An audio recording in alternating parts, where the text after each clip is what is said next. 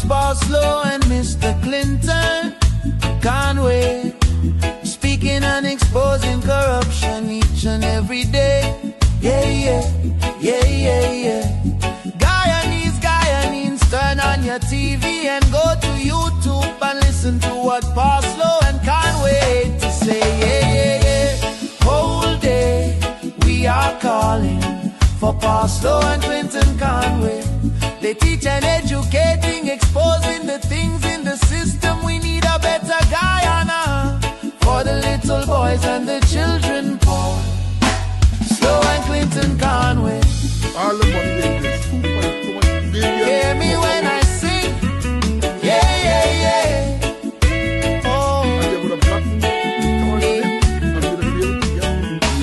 Guyanese at home and abroad, please log into Conway as wide as it can reach. Paul Slow, you always will preach. Oh, yeah, yeah. Like and share, subscribe.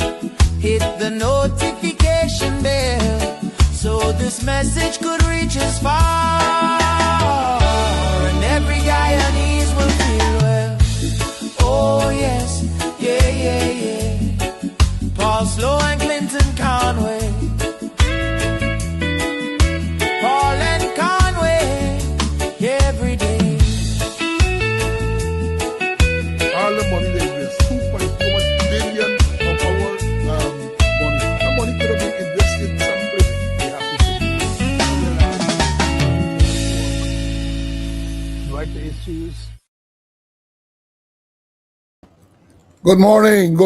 Welcome to the Monday's episode of Speaking Out, exposing corruption, incompetence. Welcome, one and all. Today is Monday, the 12th day of January in the year of our Lord 2026. The month is moving, the year is moving. So welcome. I hope you had a wonderful weekend.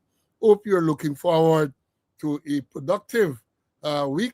So, yeah, Monday the 12th, another great day that the Lord has made. Let's rejoice and be glad in it. Let's give praise and thanks to be in the land of the living. It is a privilege to be in the land of the living, and we should never, ever take that for granted. So, welcome, one and all. Share the live, and let them know that we're on.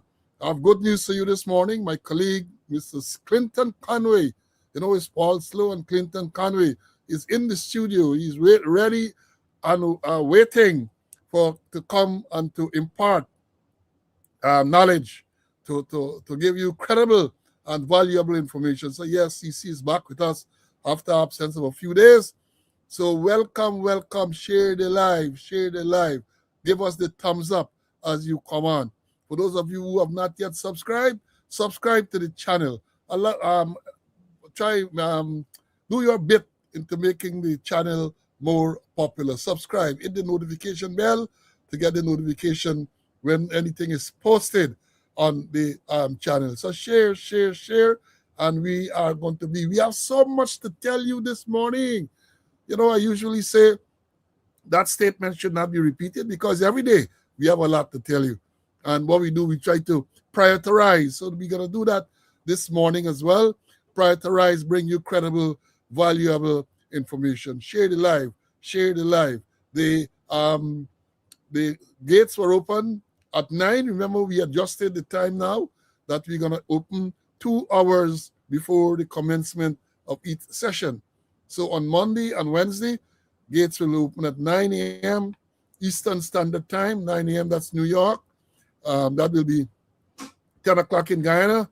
And then we go live at 11 a.m. Eastern Standard Time, 12 o'clock in Guyana.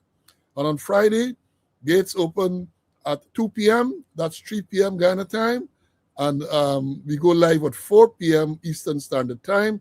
That's 5 p.m. Guyana time. So yes, by now we are going to grow. You would have grown accustomed to the timing. So there's a little bit change in the as we go into this new year. Even the theme song now, we have this new song that we play as well. So yes, share, and we're going to be with you. Now, we have so much to tell you this morning, and I know some of you are going to be disappointed, so I'm forced to forego the acknowledgement this morning. We normally acknowledge those who come in early. We're going to forego that this morning because of some earlier technical issues and the fact that we have so much to tell you. So we're going to just make the announcements.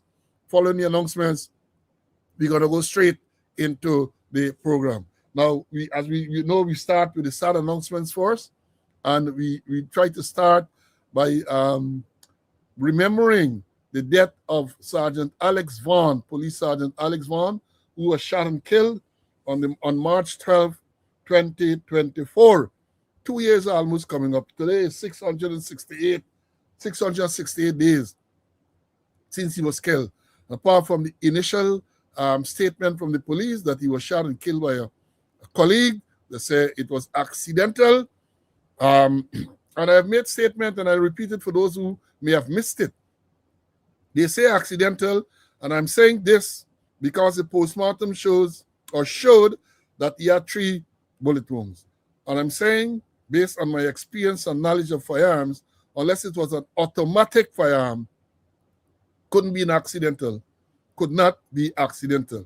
And I explained automatic firearm, the trigger could have pressed one time and several rounds, 3 or more, could have been discharged. But if it was a revolver or a semi-automatic, it means that you have to press and release the trigger on 3 occasions at least. Every time you want to shot fire, you have to squeeze and release the trigger. So, and they have not come to tell us anything further. 668 days today, but we're going to keep highlighting it. We are going to keep highlighting this what now has to be a tragedy. Not only the death, but the fact that information and the circumstances and the action taken, those things are withheld from the family and members of the public. So we got 668 days today to Sergeant Vaughn. Now, I told you, I think it was on Friday, of the death of GDF Woman Warrant Officer Maureen Skeet, who's a former FIFA referee. I got information yesterday that there will be a viewing on January the 18th between 2 and 5 p.m. at the Caribbean Funeral Home on Nostrand Avenue. That's 1152 Nostrand Avenue, Brooklyn, New York. The zip code there is 11225. And they say the funeral service will be announced later in Guyana. Upon the funeral will be in Guyana, that will be announced later. But GDF Woman Warrant Officer Maureen Skeet, the viewing will be that Sunday coming, 2 to 5 p.m. at the Caribbean Funeral Home on Nostrand Avenue, 1152 Nostrand Avenue. And then, sometimes you say people say Olaus Pon Trash House, right? Olaus Pon Trash House. It was earlier this last year, later last year, I think, we told you about the death of a former member, Marva Glasgow, former police member. Now I got the sad news yesterday that her husband died on Monday last. He died on Tuesday, I think. He traveled to Guyana on Monday and died the next day, right? His name, if I have it corrected here, his name is Owen Scott. Owen Scott traveled to Guyana last Monday and died the next day. And he is or was the uncle-in-law of a loyal student. I'm talking about Kerry Glasgow, who is always there. I'm sure he's on here now. Kerry's uncle-in-law died. So his aunt died. Marva died not so long ago.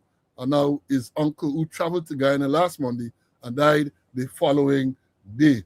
And then, again, last night, I got word that a countryman of mine, Trevor Eastman, Trevor died, they said, last night.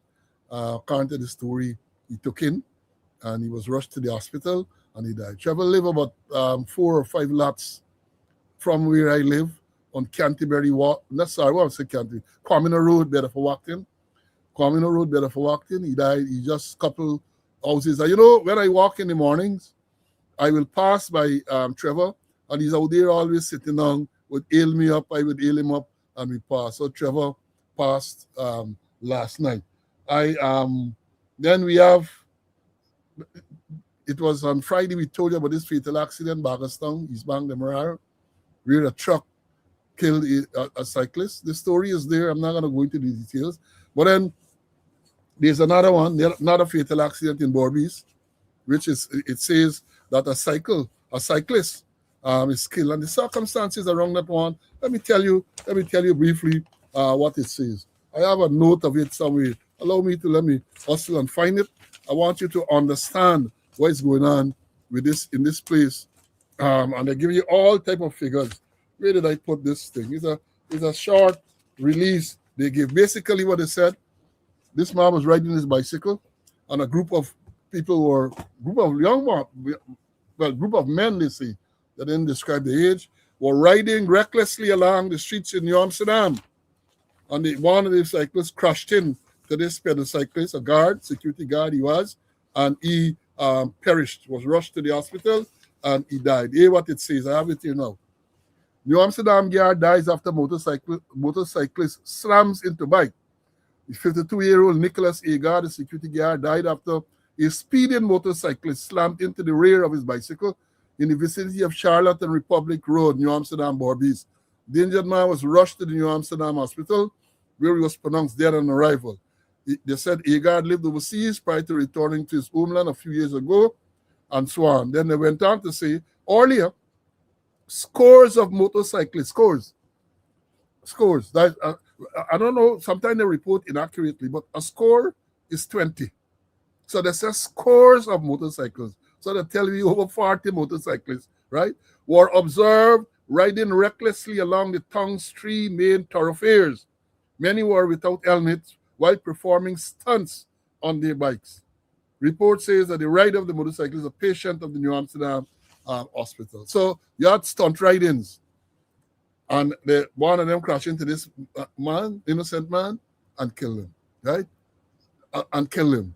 So I am saying this to say that the roads are unsafe. I want to take this opportunity to express condolences to all the relatives and friends of those deceased persons.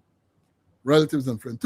The year, I think it's 4 fatal accidents, 4 deaths they have had for the year. Today is the 12th day. You have had 4 so far, according to my counting. They're going to tell you maybe it's 1 or 2, because maybe this one then sees a fatal accident and going to tell you it's an incident and all that. But it is a death on the road.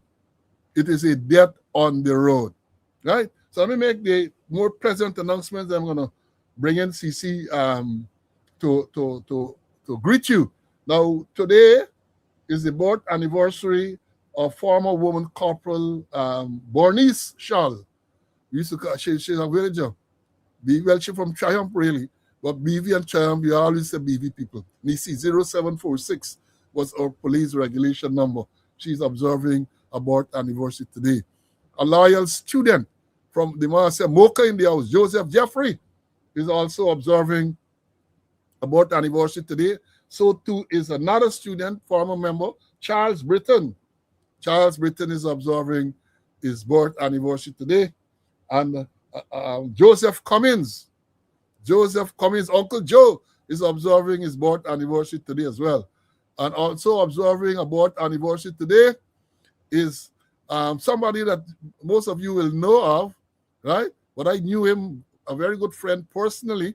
I'm referring to former West Indies cricketer, former captain, now match referee, Richie. So Richie Richardson is celebrating about a fantastic guy. We became very close when I worked with Cricket West Indies. We were on tours together and so on. Fantastic. So to all those who are celebrating today, especially Richie, have a blast, my brother. Have a blast. And then to go on to those who celebrated recently, sometimes we miss those who celebrated recently, and we miss retired Chief of Staff George Lewis, who celebrated his birth anniversary yesterday. Yesterday was George's birth anniversary. And we did tell you all before about the January girls. My wife, Ellis, and CC's wife, right, Jiva. Jiva was on the 9th. Ellis was yesterday. They celebrated their birth anniversary. And then I learned of a recent birthday of a lady by the name of Lydia White Fraser, right? On the 4th of this month, of the 4th of January, Mrs. Lydia White celebrated 108 years on the face of this earth.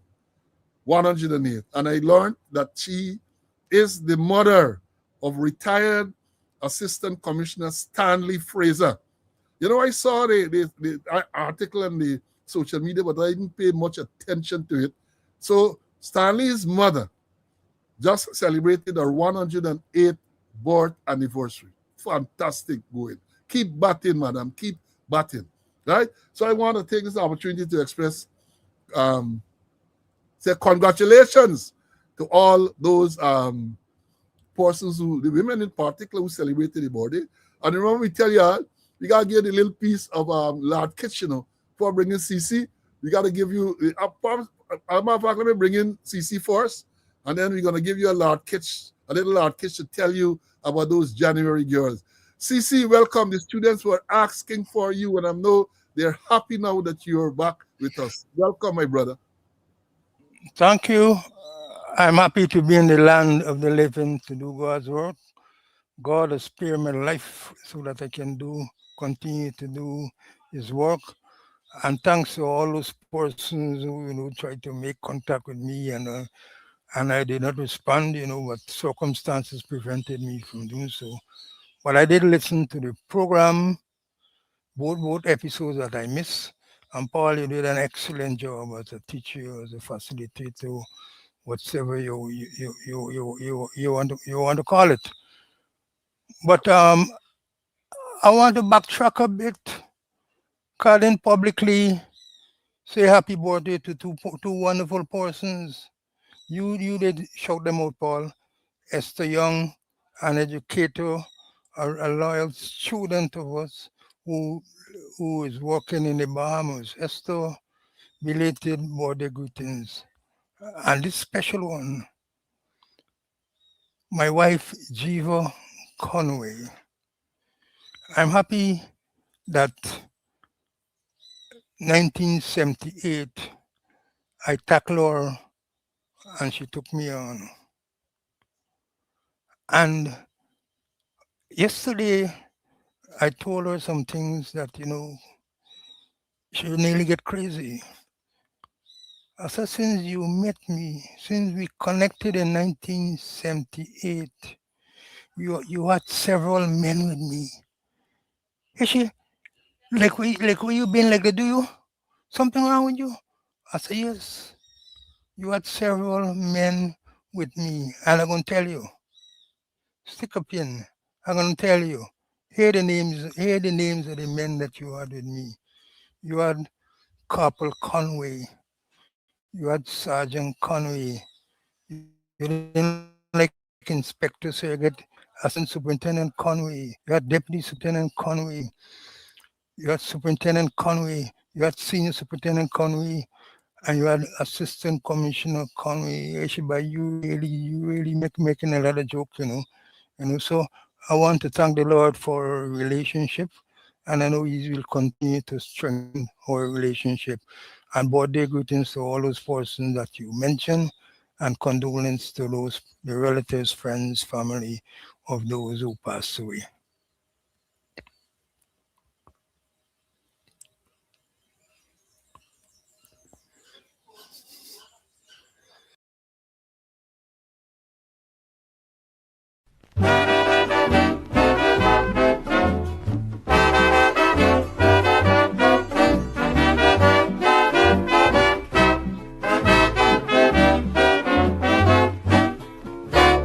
January girls, I think, are the best.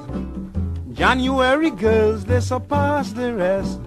February girls, they are hard to please, and like to have their men bowing to their knees. And as the March winds blow, the girls are just the same. They drink you like a fish and give you a false name. In every sense, I would rather be in love with a girl born January.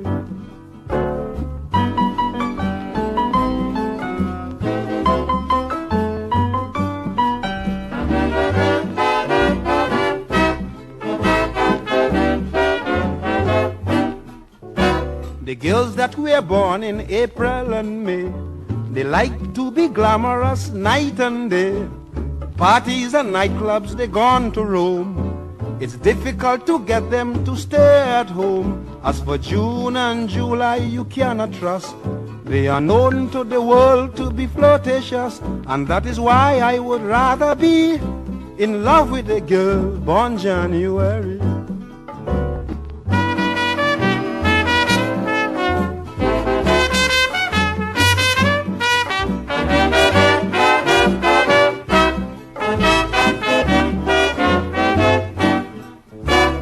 August, September, and October, it will be Virgo, Scorpio, and Libra. Well, the girls that were born under these three signs, they like the English weather for changing their minds, especially those who born under Scorpio. They just tell you yes and then they change to no, and that is why I would rather be in love with a girl born January.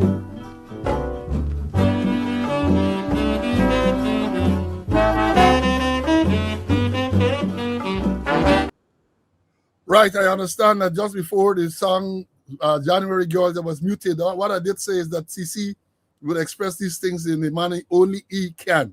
Only he can. So again, body to all, especially those January girls. But according to Kitch, you got to watch those who born under Scorpio. They just tell you yes and then they change to no. Oh, that is trouble. That is serious, serious trouble we're talking about it. So watch out for the girls under who are born under Scorpio. And folks, I don't know if we have any Scorpio girls here or not, but we have January girls. Again, congratulations to all of them. And I missed I missed an advance birthday greeting to Ernest Elliott. Ernest Elliott, East Coast man, Regional 4. Ernest will be celebrating a birth anniversary shortly. So let me pull him in to wish him happy birthday. Now, I'm going to talk about cricket because somebody reminded me that we have on the 19th tournament starting sometime in the next few weeks, I think it is. And then we pray for next month, the World T20 competition. You get Big Bash going on. Well, I said we have a lot to tell you.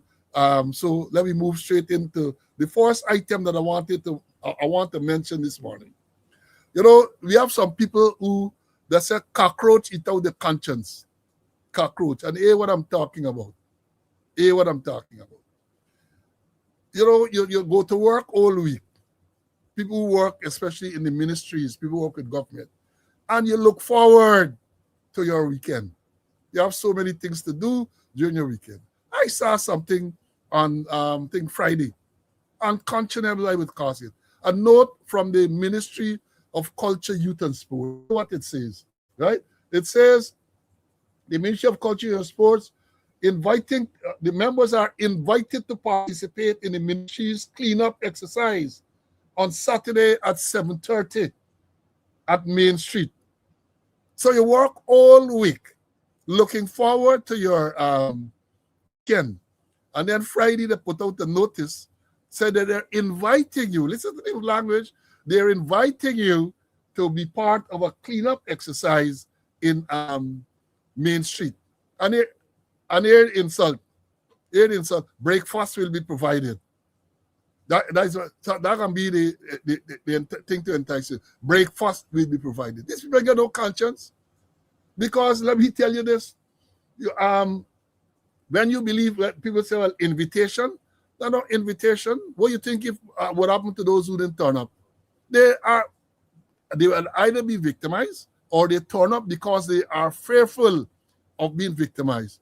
So you work all week. Maybe you have plans. Women want to go to the market. You have the laundry to do. And you just want to relax.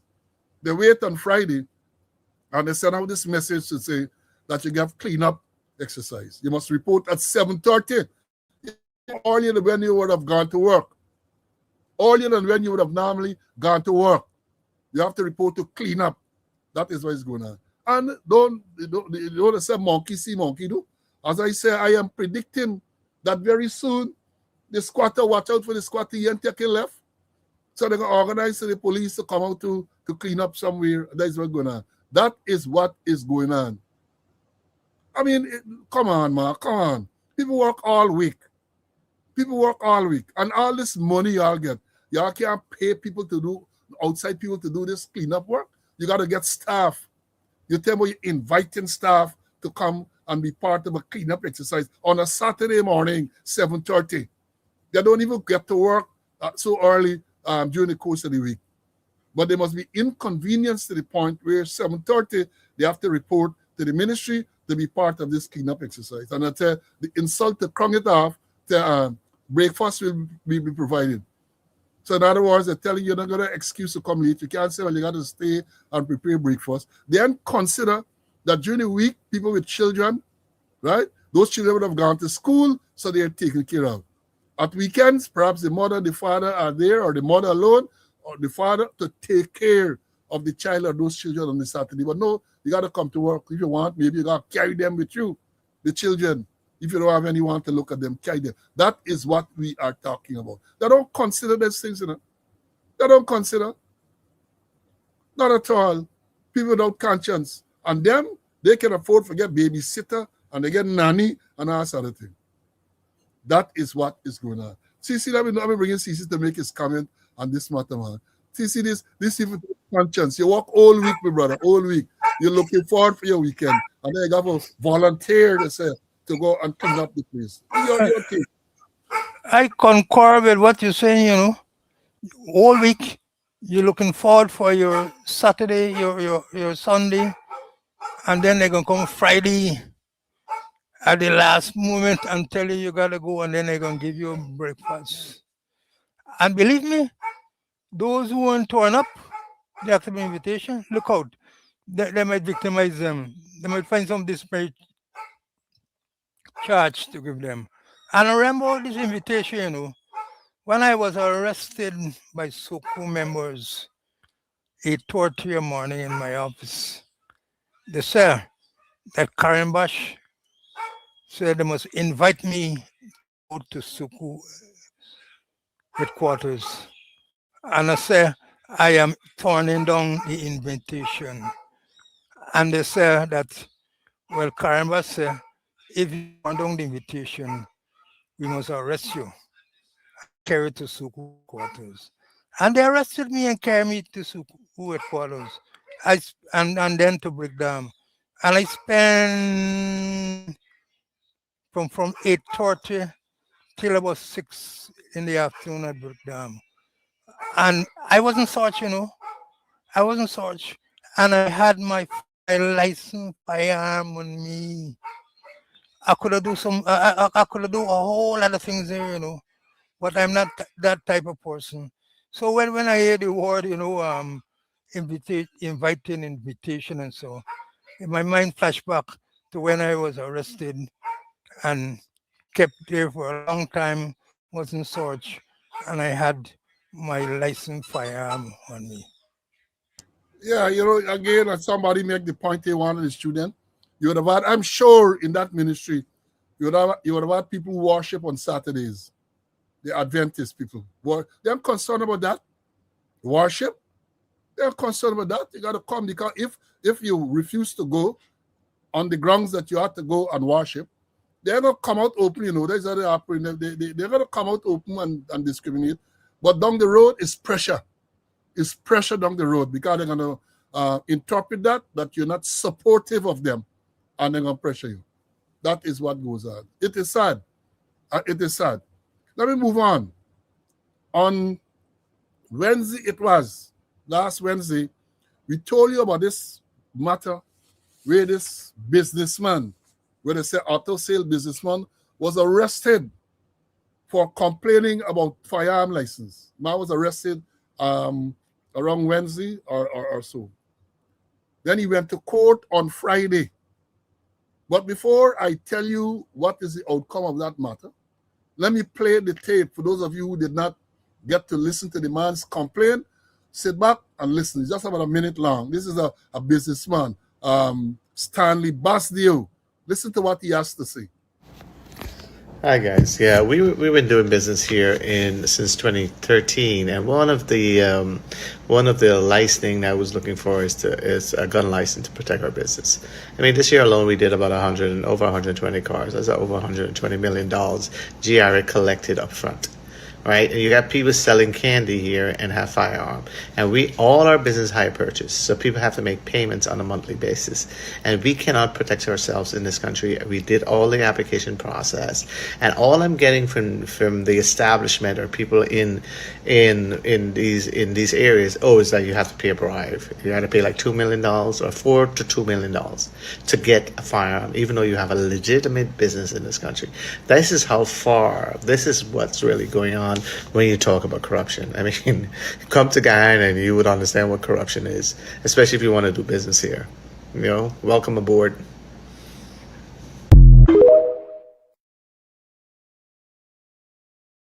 For that statement, as we said, Mr. Basdio was arrested and he was charged with a cyber crime. So the follow-up to that is that he appeared in court on Friday at the Lenore Magistrate Court. Let me read to you what is reported. A United States businessman, Stanley Basdio, has been arrested and is currently in custody in Lenore Police Station for cybercrime. No, let me read the updated. That's not the updated one. The updated thing: U.S. businessman who complained about bribery charged with cybercrime, placed on $200,000 bail and the U.S. passport lodged. Hear what it says. United States businessman Stanley Badleo, who was charged yesterday with cybercrime in relation to a video he made expressing his frustration over obtaining a gun license and adverting to the prevalence of bribery here. Basio appeared at the Lenore Magistrate Court to answer the charge. He was granted bail in the sum of $200,000 with a requirement that he lodge his U.S. passport. The matter was adjourned to February the 26th. Basio is the owner of Stan Auto Sales. He was expected to leave Guyana today. That is on the 10th. He was expected to leave Guyana today, but would now be unable to do so. He's also expected to return to his job in the United States. A relative told the Stabrook News yesterday that the man was represented by a lawyer and was not permitted to speak in court. The relative stated that the situation has escalated and with the next court date provided would further complicate things since the businessman has a job in the United States among other responsibilities. The matter stemmed from the businessman posted a TikTok video 4 days ago, voicing his dissatisfaction with the lengthy process to obtain a firearm license, one he has pursued since 2013 without success. He was arrested on Thursday and taken into custody at the Lenore Police Station. There has been no statement from the police on this matter. And then I go on to tell you about the video that we just saw, what the man said. But there are several things to unpack from that. Several things. Let me start here. So you have a situation where this US-based businessman made this statement on TikTok. I am saying this again from a law enforcement perspective. We don't know that the video that we saw there is the extent of what he said. We can't attest to that. I can't give evidence to that fact. But I'm saying that based on what we saw there, how can someone say that this man committed a crime, cybercrime? Who is the complainant? The man didn't mention no name, He talks about a system that most of us are familiar with. At least the allegations are there about the corruption in the process of acquiring firearm license. A modern allegation, it's there. I told you all on Friday of a particular incident where it is alleged that a man who is associated or who has contacts with people in the PVP went to a senior officer in an effort to get a firearm license. And he was told that he had to pay $2 million. The man was shocked. And he went and he complained to his PVP connection. And they too were outraged. Surprise, they were outraged. And they said, all right, let me set a trap. Call him and tell him you have the $2 million to him. And then when he come, we can Olanani. The man called the senior officer, told him, yes, this $2 million is ready. Come for it. He did not go because a very senior man. He sent a junior officer. And when the junior officer went and collected the money, they held on to him. What has happened? Nothing and happened. You hear nothing further. That was never reported. And there's only one thing that you know. People know, I know of many persons who would tell you that they have to pay to get the firearm license. Many persons. I know of some of the intermediaries, the people who are out there going to tell you that they can arrange you to get a firearm license, and what Jackie Opel asked to visit. So this man made this statement. He ain't call no name. I'm interested to know. I would love to see the particulars of the charge. Because as we say, again, we teaching in the charge, you would have had the statement of offense that he committed cybercrime contrary to whatever section of the Cybercrime Act and the law. And then you have to have the particulars of the charge, which would have outlined exactly what he did and who is the virtual complainant, who is aggrieved by this statement that Mr. Basdeo made. Who? Again, I explained to you the difference between a virtual complainant and a complainant. The virtual complainant would have been the person who made the report, who would have been aggrieved by this statement, and the complainant would have been the police who signed as the complaint without oath to cause this matter to enter into the court system. Who are those people? The man and call on him. The man and call on him. And more than that, so the man appeared in court. He's placed on $200,000 bail. He got a liar. They can't tell what is being reported. But because he had a liar, he was not allowed to speak. Well, that's not unusual. You have a liar to represent you. The liar have to speak on your behalf. But I would have advised that if I am in court, as in Starley's case, and I wanted to say something urgent, and the lion represented me properly, perhaps there and then, I will let the magistrate know that I'm representing myself. There and then. And then not only that, but he is made as a condition of his bail, $200,000 bail, he has to lodge his U.S. passport with the court, which effectively means he can't travel. Unless, of course, well, I know, maybe they're going to get shy now. Maybe he can be a dual citizen. He has a U.S. passport as well as a Guyana passport. So I don't know why they would have indicated that he had to lodge his U.S. passport and not passport or passports. So he had to go to work. That's what they say. He was due to travel out shortly after, out of Guyana. Can't travel. That is what they said. Passport lodge, can't travel. He works in the United States. That is what is claimed. So effectively, he can't travel, and therefore, in the States, I know they're going to tolerate you if you can't go. Because the matter is now fixed to the 26th of February. And we know the state as well. You can't go to work. Maybe you're sending a couple of days to Cliff and Swan, but after that, they're done with you. They're done with you. And before I bring in CC, I am saying this. The fact that he has a U.S. passport, it means he's a U.S. citizen, right? I hope that by now is what? Now is in Guyana, now is Minister One. I hope by now he would have sought audience with the U.S. Embassy in Guyana.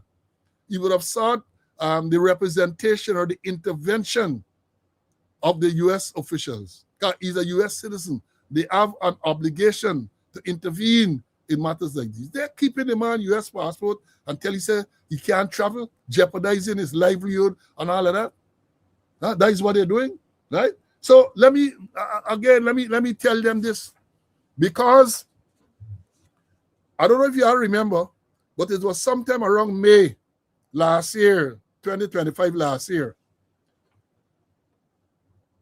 As a result of allegations of free speech of U.S. citizens being infringed by, well, not only Guyana government, but governments, the United States Secretary of State, Marco Rubio, made a statement. And I did some research, and I pulled up a part of the editorial of May 29th, 2025. That is Kaicho News editorial.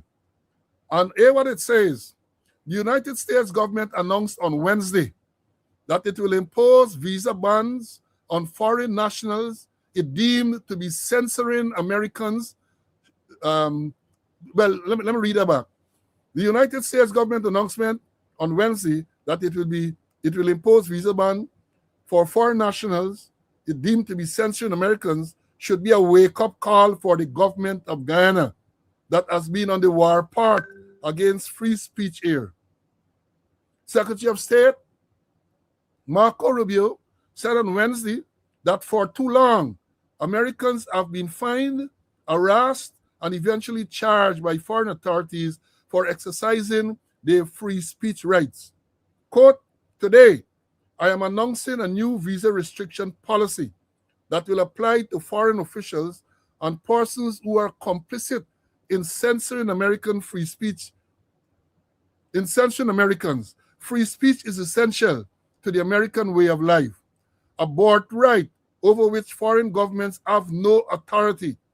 Foreigners who work to undermine the rights of Americans should not enjoy the privilege of traveling to our country, whether it is Latin America, Europe, or elsewhere.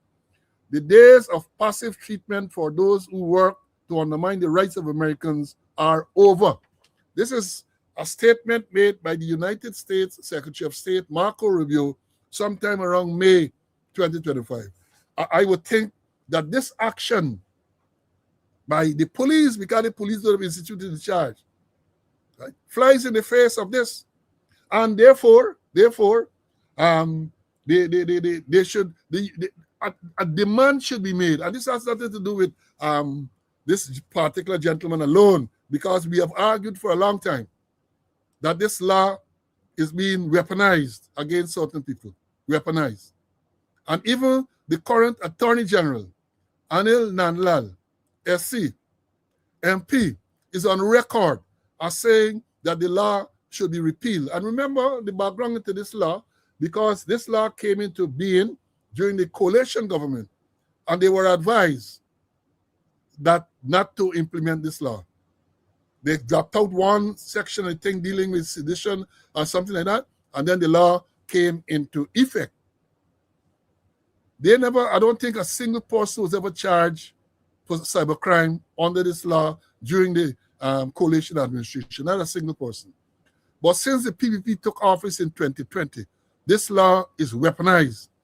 You come and you say something, as in the case of former Member of Parliament Annette Ferguson, made a statement about the Chief of Staff, Omar Khan. He said he was affected by the statement, cybercrime charges should backside. Right? Another Member of Parliament, Gerard Duncan, referred to a man as a trench crapper, cybercrime grass in the backside. The other whistleblower in Sergeant Dion Bascom made some statement on the thing, making allegations about same Mohammed who they're looking down now, and Caesar, the head of the major crime, cybercrime charges in the tail. That is what has happened. Cyber weaponizing of the weaponization of the cybercrime law. But I'm saying this is an opportunity. Let me see where this will go. Because this is a man who, from all that we have seen, and break no law, even if the man say what he feel about or what he heard about this corruption thing, he ain't call nobody name. So who is the virtual complainant? I would love to know. I would also, and when they deal with this thing, right, the US people and them, deal with the virtual complainant, whoever they're going to put down as a virtual complainant in the complaint without oath. Deal with the complainant. Deal with the divisional commander. Deal with the commissioner of police. Perhaps all the way to the Minister of Affairs, because they're all complicit in this thing. Violating people's right to free speech. Because although you might want to argue that, well, he then Guyana, and therefore he might not have the free speech amendment, First Amendment, free speech in the United States, Guyana's constitution also guarantees free speech. Guyana's constitution also guarantees free speech. And I have repeatedly said, if a person makes a statement which is libelous, which is defamatory, let the aggrieved party sue and go to court. That should never be a criminal matter. Should never, ever be a criminal matter. So I would say now, the fact that we on this program and others on other program talks about corruption, especially if it relates to firearm and other license, then we committing cybercrime. Can we talk about that? We talk about the licensing with motor vehicles.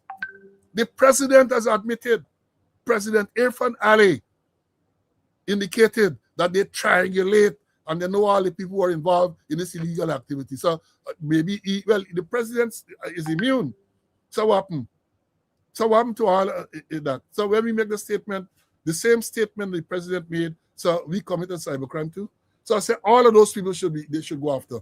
Again, if this man ain't gone to the embassy yet to lay his case, I hope that before the end of the day, he gone, because he's an American citizen in Guyana who is now stranded, can't travel for doing nothing. He can't travel. And this is a travesty. And this should be a catalyst. That would be a catalyst to the changing, to dealing with this whole this matter of this cybercrime that is being weaponized. Let me bring in CC to obviously on this matter. CC, I know that you would have been following this matter, and what you have to say about it, my brother? I share your views, Paul, and they've been weaponizing this cybercrime act.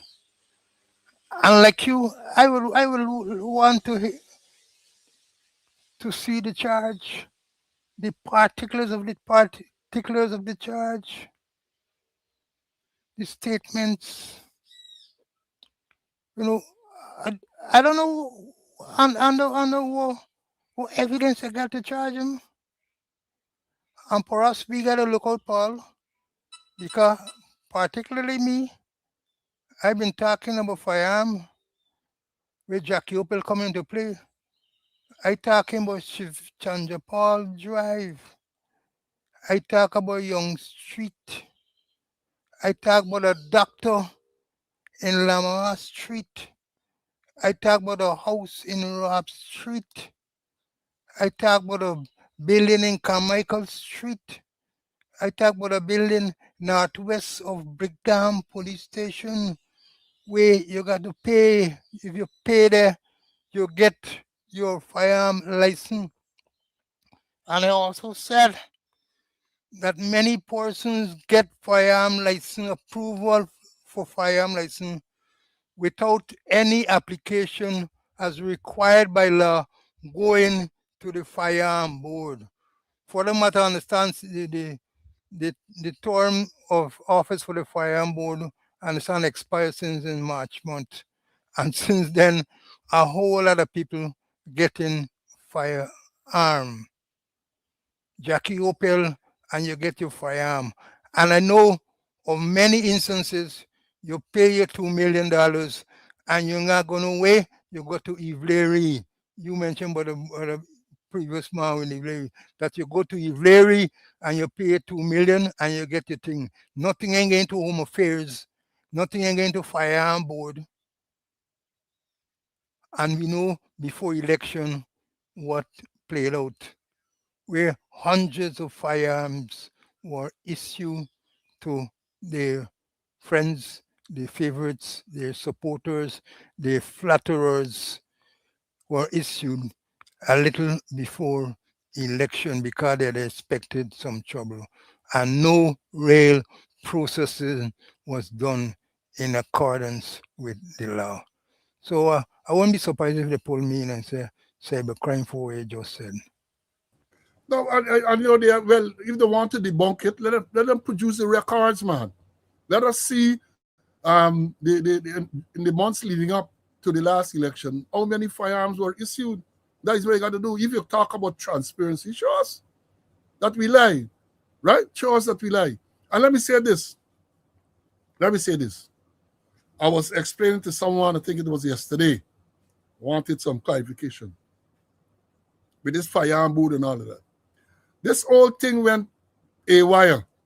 This whole firearm arrangement went haywire when Ronald Gadraj was the Minister of Home Affairs and Floyd McDonald was the Commissioner of Police. Haywire, right? Because prior to that era, when the application is made and the processing is done, right? Once the commissioner approved of the license, the commissioners will write to the applicant, he gets his letter. That letter is copied to the divisional commander, telling him that, look, your application has been successful and you should make contact with the divisional commander about your purchasing and licensing and so on. Right? Now, I understand that way back when the list of persons who have been whether approval was granted or not, a list was sent to the Ministry of Home Affairs as a courtesy. As a courtesy. As I've said, the Commissioner of Police used to write to the applicant directly. And I know this this is not speculation. When Gajraj was Minister of Home Affairs, those letters no longer were sent to the applicant. The letters had to be sent to the Ministry of Home Affairs, to Gajraj. And he would get the persons to go to the ministry to collect the letter of approval. A certain senior retired police officer was involved in that process. I know that. I know that. I was in the system then. I know that. And when you went to the ministry to collect your approval letter, the allegations were that you had to come up. Jackie Opel had to visit. Right? It started out with you being encouraged, and I'm using the word advisedly, encouraged to make a donation of some material thing to the police station. Oh, this police station want 2 bed. Carry 2 mattress to this police station. Carry a fridge to this police station. Carry a TV to this police station. And then the thing ramp up.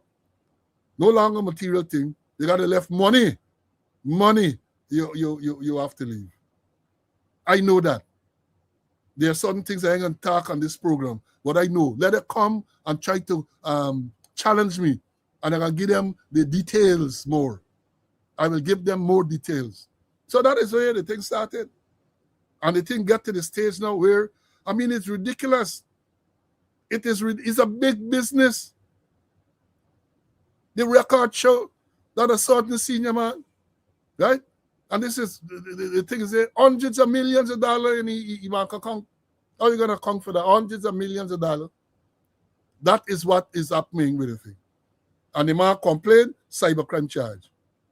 The man complained about, well, he didn't say that any demand was made of him. He said other people tell you that is what you got to do, right? And let me tell you about this one. You know, I remember as long as I read this poem from Pastor Martin Niamola, right? So first they came for the communists, and I did not speak out because I was not a communist. Then they came for the socialists, and I did not speak out because I was not a socialist. Then they came for the trade unionists, and I did not speak out because I was not a trade unionist. Then they came for the Jews, and I did not speak out because I was not a Jew. Then they came for me, and there was no one left to speak out for me. That is what is happening. I just stay silent. Everybody's silent when these things happen. Oh, it's not me. Your time coming. Your time is coming because these people are vicious. They are vicious. They have weaponized the police force. They have weaponized other organizations to come after people who are deemed as critics. And not that critic, not that shit about the critic. If you believe that you're criticizing them, you're critical of them, even though that you might be very factual, they come after you. And here, let me tell you this. I have said this repeatedly. In many cases, this is not about acquiring a conviction, because in this man's case, without a virtual complainant, how this matter reach into court, who will give the evidence to say that the statement made by Mr. What we name offended me? Who can give a statement? Who will give? So in many cases, it is not about getting a conviction, because they can't get a conviction. It's about harassment. It's about sending a message to people like me, Mr. Conway, and others who are brave enough to speak out. That is what it is all about. It's not about getting conviction. Because you're going to sit back, look, in this man's case, $200,000 bail, which I believe is not no money for you, because you say you're doing good business as well. But his passport, his U.S. passport, had to be lodged, right? So consider the implications of that. Passport lodge, he should have traveled out, he can't travel, he can't go to work, and all these everything, he's likely to lose his work. And therefore, they are sending fear into the minds of others.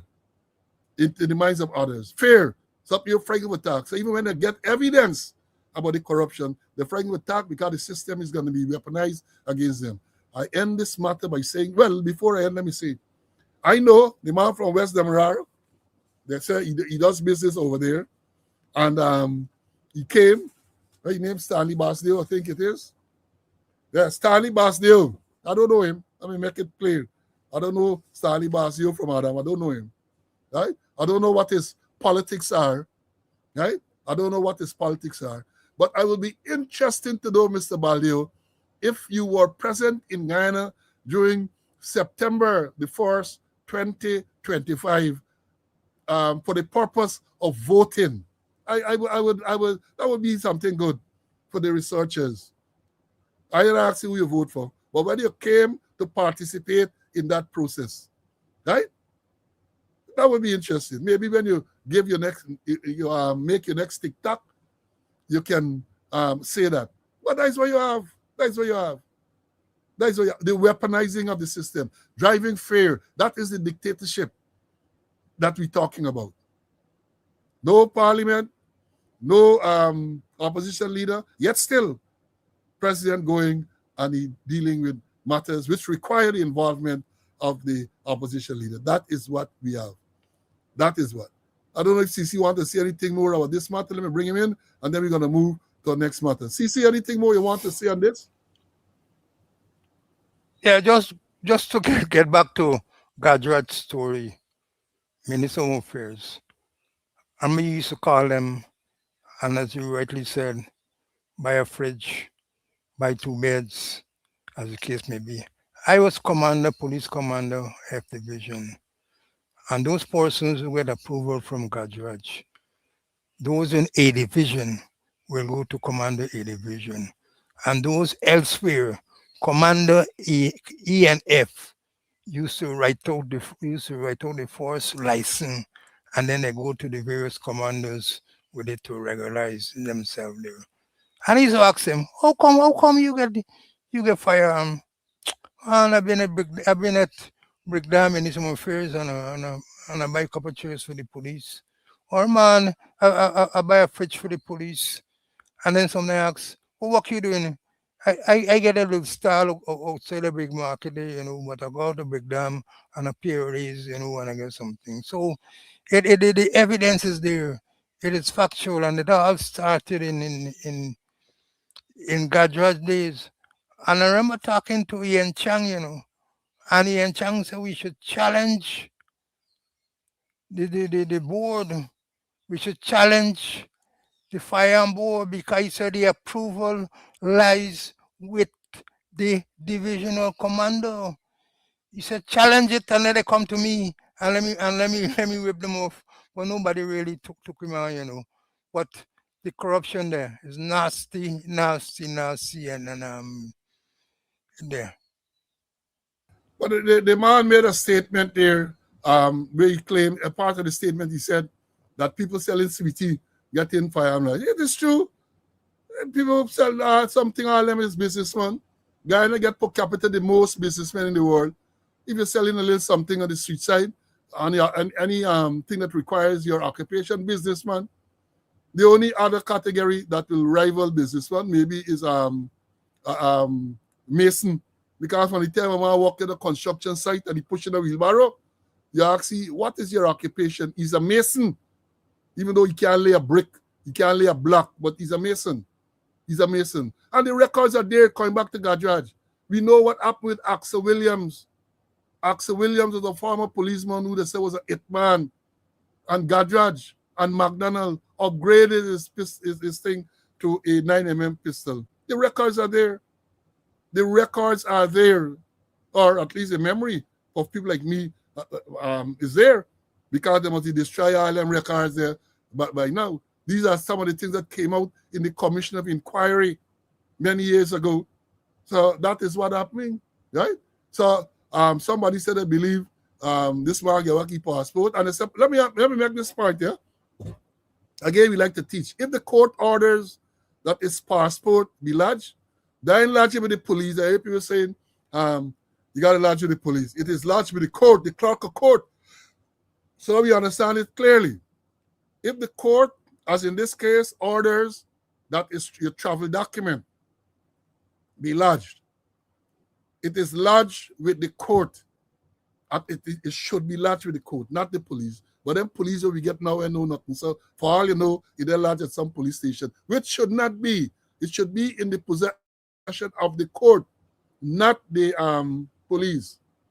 You're on police bail, he's on court bail. So everything to do with bail is with the court, the clerk of court in particular. So let me get that straight, because I saw some comment here about the passport being with the police. It could very well be that it is with the police, but that will be against all the regulations. Court put him on bail. Court order that that his passport be lodged. In other words, effectively say you can't travel, you can't leave the jurisdiction. The court has to maintain possession of the passport. So therefore, if an application is made to the High Court or anywhere else and the conditions are varied, it's the court, not the police. So let me understand this clearly. Right? Let's understand that. Now let me move to this matter that we started to talk about on Friday.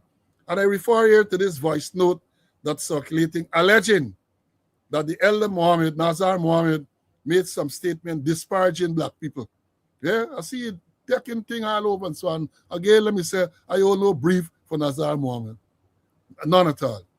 But then I noted that a statement from the ERC, the Ethnic Relation Commission, that they are investigating this statement allegedly made by, I say allegedly because it's a voice note. And we know now with AI and all of that, that's how I think it happened. I don't think I've not seen any statement from Nazar Muhammad, right, denying that the voice is his. I saw him making a statement there, I think in the court, to say, well, you get black people friend, and you know this body and this body, suggesting that because you are black people friend, you are not going to make racial statements. But I said on Friday, I reminded y'all about, I informed y'all about a statement made by the former president, Hugh Desmond Hart, those people who had command of the English language, not like them over again now. And for those of you who heard it, bear with me because I'll repeat for those who might not have been here. Desmond Hart made a certain statement or made statements about a certain man. He said to the effect that the man is an homo, right? The man is homosexual.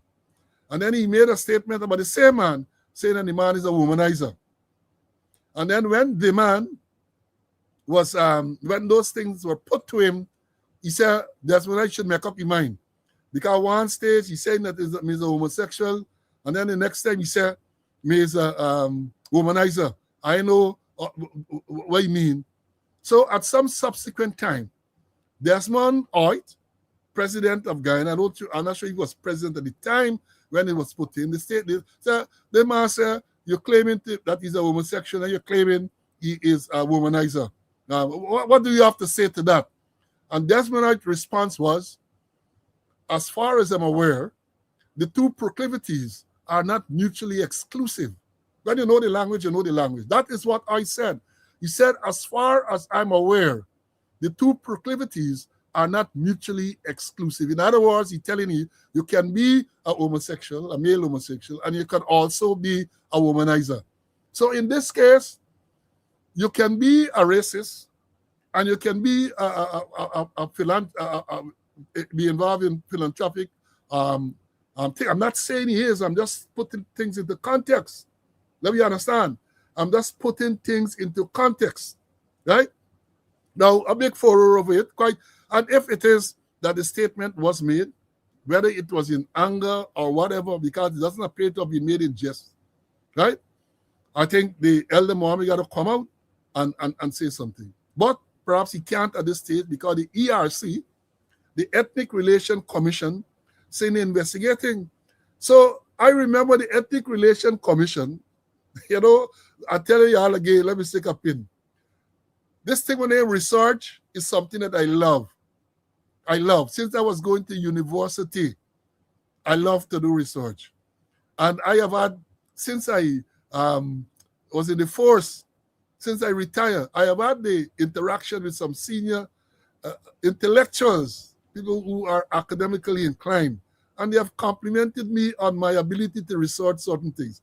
So I was doing a research about the Ethnic Relations Commission, and I remember I found out that not so long ago, if you all remember, they were investigating Dr. David Hines, now member of parliament, for things that he said. Wonder what happened to that investigation.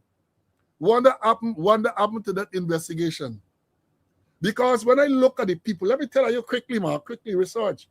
The ERC, right? The chairman of the ERC is Sheikh Mohim ul Haq. He is the husband of the director of public prosecutions, Shalimar Ali Haq, right? He's the chairman. You have Mr. Charles Ogle, who is the deputy chairman. You have members, Pandit Krishan Sharma, Niaz Suban, Norris Witter, Rodwell Porter, Dwayne Adams, and Ashton Simon, Chorawati Saran, and Dion Dick, known as Ras Kafra, right? The CEO of the ERC is one Gomin Kumash. Now, the head of the investigation unit is Farouk Khan. He's the head of the investigation unit. That unit includes Lumilia Fonans, Senior Investigative Officer, Deswan Franco, Junior Investigative Officer, and Angela Madre Rahamon, Junior Investigating Officers. Now, let me stick up in there. I don't know who these people are. I know Mr. Ack, I know some of them. I know Doris Witter, I know of Nia Suban. I want to them I know. But when we come to the investigators, I don't know what is the investigative background. What training they have to say that they can be investigators at a commission, at a constitutional commission. I recall back in 2018, around that era, the ERC at the time, headed by Pastor Smith, included people like Norman McLean. I remember Norman. I think Roshan Khan was there at the time too. And the investigator for that unit, it was none other than retired Deputy Commissioner Alvin Smith. Lloyd Alvin Smith was the investigator then. And nobody can question Alvin Smith's credentials as an investigator. Nobody could. But I don't know who are these people now. They have as investigators there. Maybe that is why when they tell you to come out with statements, this matter is going to be investigated, you don't hear anything further. You don't hear anything further, right? So then it goes, and there are people who they call the media monitoring unit. And as they said in this statement that they issued in relation to this investigation of Nazar Mohammed, that said the media monitoring unit, and we know monitors because I have told you, and that is why I look at comments sometimes. And if you make any comment that I believe is racially insensitive or borders on some obscenity, and they'll just take it off. I can delete it. Because they're going to set me up, put trolls for come and to say all sort of thing, and then they blame speaking out. Yeah, no. And then they say that they have a public relations officer and a program officer. And then they have media monitor unit and so on. But let me go to the thing. The chairman of the unit of the ERC, Mr. Mohin Haq, you remember what Bernard de Santos, the Attorney General, said when he was talking about this case? Hear what he said. Let me remind you all. Let me remind what he said about the DPP and their husband, the same chairman of the ERC. It says, one of the matters which has been suspected by members of the criminal bar for some time is that the acting director of public prosecutions, whose husband is a Muslim cleric, cannot divorce a religion from her professional duties. In the instant case, Mrs. Aliak prior to charges being instituted against my client, held a meeting at the headquarters of the CIOG, that's the Central Islamic Organization of Ghana, which was attended by inter alia or husband and a Muslim member of staff of the NBS, that's the New Building Society, at which meeting the affairs of the NBS were discussed as they pertain to the loss of money, which later formed the basis of the charges. It is an open secret that Mistress Ack's husband has played a major role in the matter. That is what Bernard DeSantis said. That is what the Bernard DeSantis said about Mr. Ack. So how can we expect a man who has been alleged to be involved in this thing and that? This is the hijacking of the New Building Society, the book that I have recommended to you guys to read to see how these people are vicious. How can you? The man is a constitutional office holder, where one would expect, if you're ERC, you would expect some type of balance investigating and so on. But you say you were investigating, the ERC investigating this matter. The fact that Mr. Muhammad is also of the same religion. Let me see where that will go. Let me see where that will go. But if, as we said, some time ago they came to say they're investigating David Hines, we are hearing nothing further. That is months ago, months ago, right? We are hearing nothing further. So I know what happened with this one now. Let me bring in CC for him to have his say on this matter. CC, the ERC, the Ethnic Relations Commission, is supposed to be investigating this matter. What is your take on this thing, my brother? I didn't personally listen to the clip, but I heard persons talking about it. I really like to listen to it first before I comment on it. But the ERC, I don't have no confidence in the ERC, especially the head of the ERC. And look, the investigators they got. A whole long list of investigators. And so far, they haven't come up with anything. I can't recall one case that they said they investigated and they made things public. I don't know the training that they had. I don't know the qualification that they had. I don't know the experience that they had as investigators. I don't know if they just that investigators by name. Remember you mentioned Alvin Smith was there, and he was a one-man show. No, they got about three or four of them as investigators, and then they get a media monitoring unit. But they're monitoring us right now. They get special women that they identify. You must monitor speaking out and report. So I don't know how the investigators will go, and then this Muslim Brotherhood thing, anything can happen. But I don't have confidence in the Ethnic Relations Commission. Yeah, well, when we watch this Brotherhood thing, they might get different sect and all sort of thing, Some are Shia and Sunni and all sort of things. So I don't know. I'm not gonna impute anything, but I just know that's like in Christianity, they get Catholic, you get different branches of the same religion. So let me see though. Let me see.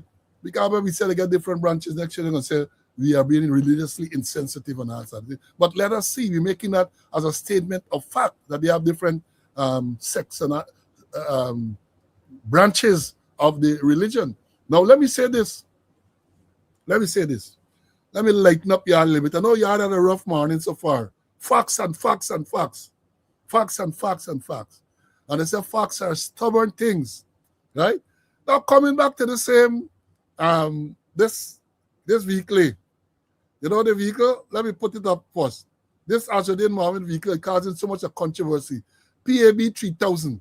The last time we heard, we reported to you on Friday that the GRA has ordered that this vehicle be handed over to the police for the police to remove what they call the bulletproof glass and the other security devices that are fitted to this vehicle. They say you must turn over to the police for the police to have it removed. And I said this, I said then, and I'm telling you again, that is not the duty of the police. None. Are you pointing me to the law which give the police that authority? And I'm happy to report that I saw the lawyer, or at least one of the lawyers representing Mr. Mohammed, Sayan Dujan, challenge them, challenge GRA. The same thing. Said, show me the law that this man broke. God say he transferred the vehicle illegally and all that. Show me which law he broke. But I'm saying that even if this vehicle is fitted with tint and fitted with bulletproof glass, police can take it off. Police ain't got no authority to take it off. Let them point us to the authority. What the police can do, as we have said before, the licensed and certified officer can revoke the fitness to the vehicle. The licensed and certified officer can revoke the fitness. But police can't dare put on, because I'm disappointed that when they pulling those this same vehicle on two previous occasions, they ain't got to court yet. Let's go to court and let the court make a ruling. I'm talking about the first instance when they trail it and pull it in at CAD headquarters. They say it had on tint and it get obscure number plate. And they launch the vehicle. I have absolutely no authority to do so. Then on Christmas Day, again, they pull in the vehicle. Right? No authority. None at all. What they have to do, let me repeat again, and for these policemen who are following and carrying out these unlawful orders, the vehicle is deemed to be in violation, revoke the fitness. Revoke the fitness. And once you revoke the fitness, then first of all, when you revoke the fitness, the vehicle can't drive. So they can't say you can drive it home. They can't say they can bring no, this is what do. They can't say they can bring no other vehicle to pull it. You're gonna say that it's only an authorized tow vehicle can remove it from the police compound. You can't stop it from being removed from the police compound. You cannot, you don't have any authority to do so. Right? So they say that this thing must come out. But then, I did my research, and I find, look, the same vehicle, back in the day, same vehicle, PVB2, I mean, if you had the same number then, same vehicle, look, who coming out there? I don't know if he was president at the time. I think he was. Irfan Ali coming out of the same vehicle. And look at this one. Same vehicle with the presidential crown on it. The same vehicle was being used by the president of Guyana. When they did good, when all them used to body, they were good. So nothing wrong with the vehicle then. Nothing was wrong with the vehicle then. Right? But since now, you come and you do all you have to do.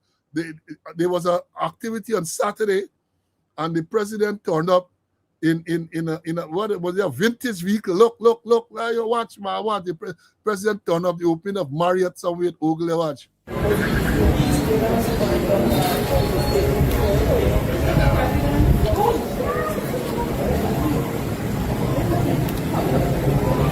don't think we can touch it.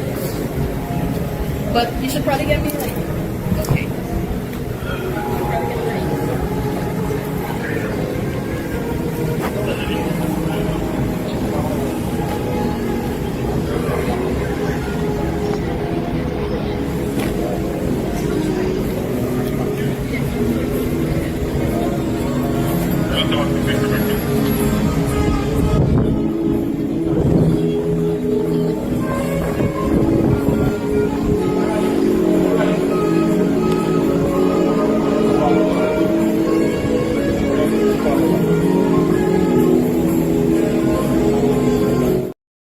So y'all get an opportunity to see the president vintage vehicle. I don't know who owns it, if it's a state or if it's a personal vehicle or so. Because normally you would say that a personal vehicle ought not to have the presidential crown on it. That should be for the state vehicle. But we saw the Azudin Mohammed, a personal vehicle, and on the presidential crown as well. As on the presidential crown, even though at the time the president denied that he used the vehicle when he was president. We produce the evidence. We don't just talk. We produce the evidence to show that that was not so.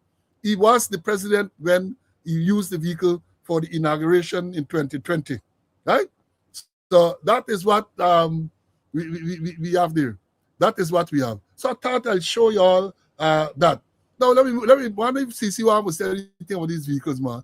Okay, I'm gonna give you the opportunity to say something if he chooses to. CC, you see them fancy vehicle, them are vintage vehicle and that sort of thing. Vintage, man. I wonder if it get features like Azudine vehicle. You know. Wonder if it get the same, some of the same features. And then going back to Mohammed vehicle, when they register a vehicle, then they check for the features or they just were told, hey, register it and there's the whole story. But the president doing all kind of vintage thing, you know. What you call it, the vehicle and then I don't know if they get what kind of features are in there.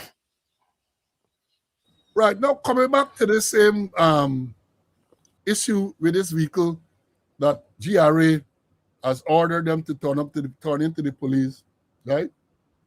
I talk about the illegal impounding.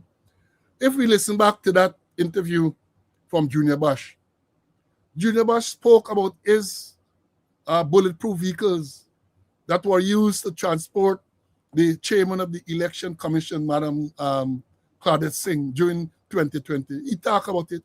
He mentioned other people who also have bulletproof vehicles. So again, you're targeting this one, all sort of thing, and then you have the some people saying, let me pull people saying that the government is not targeting Azuddin Mohammed. Let me pull up my notes. Say no, the government is not targeting Azuddin Mohammed. That is a view that is expressed by many, that the government is targeting Nazir Mohammed. Right? Now let me say this. Let me pull up the note. Let me pull up the note that I have here. They said they're not targeting Azuddin Mohammed, but buddy, the number of look. Let me. I didn't find it yet, but I can try to find what I'm saying here, because I made some notes about it to show that the Mohammeds are indeed being targeted. There's no question about that. Let me understand this. There's no question that yes, you had the sanction. No one can deny that you had a sanction. Following the sanction, and let's go long before that. Before the sanction, they are tight. We show the use of the vehicle and a lot of things, as within allege that with the claim of the Lamborghini, the president was involved, and they produced documents to say that even after the sanction, they did business with the PPP. They show all of that. But then after the sanction came down, they decide, well, they got to distance themselves.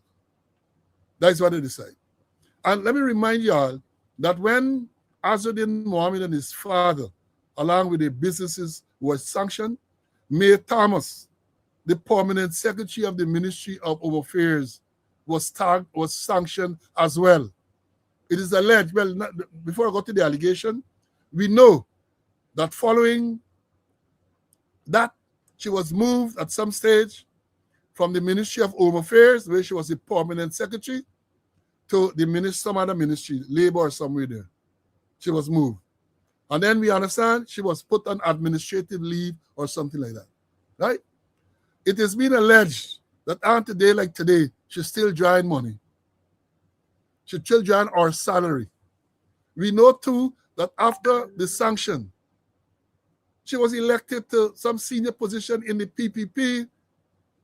So y'all targeting Azuddin and his father.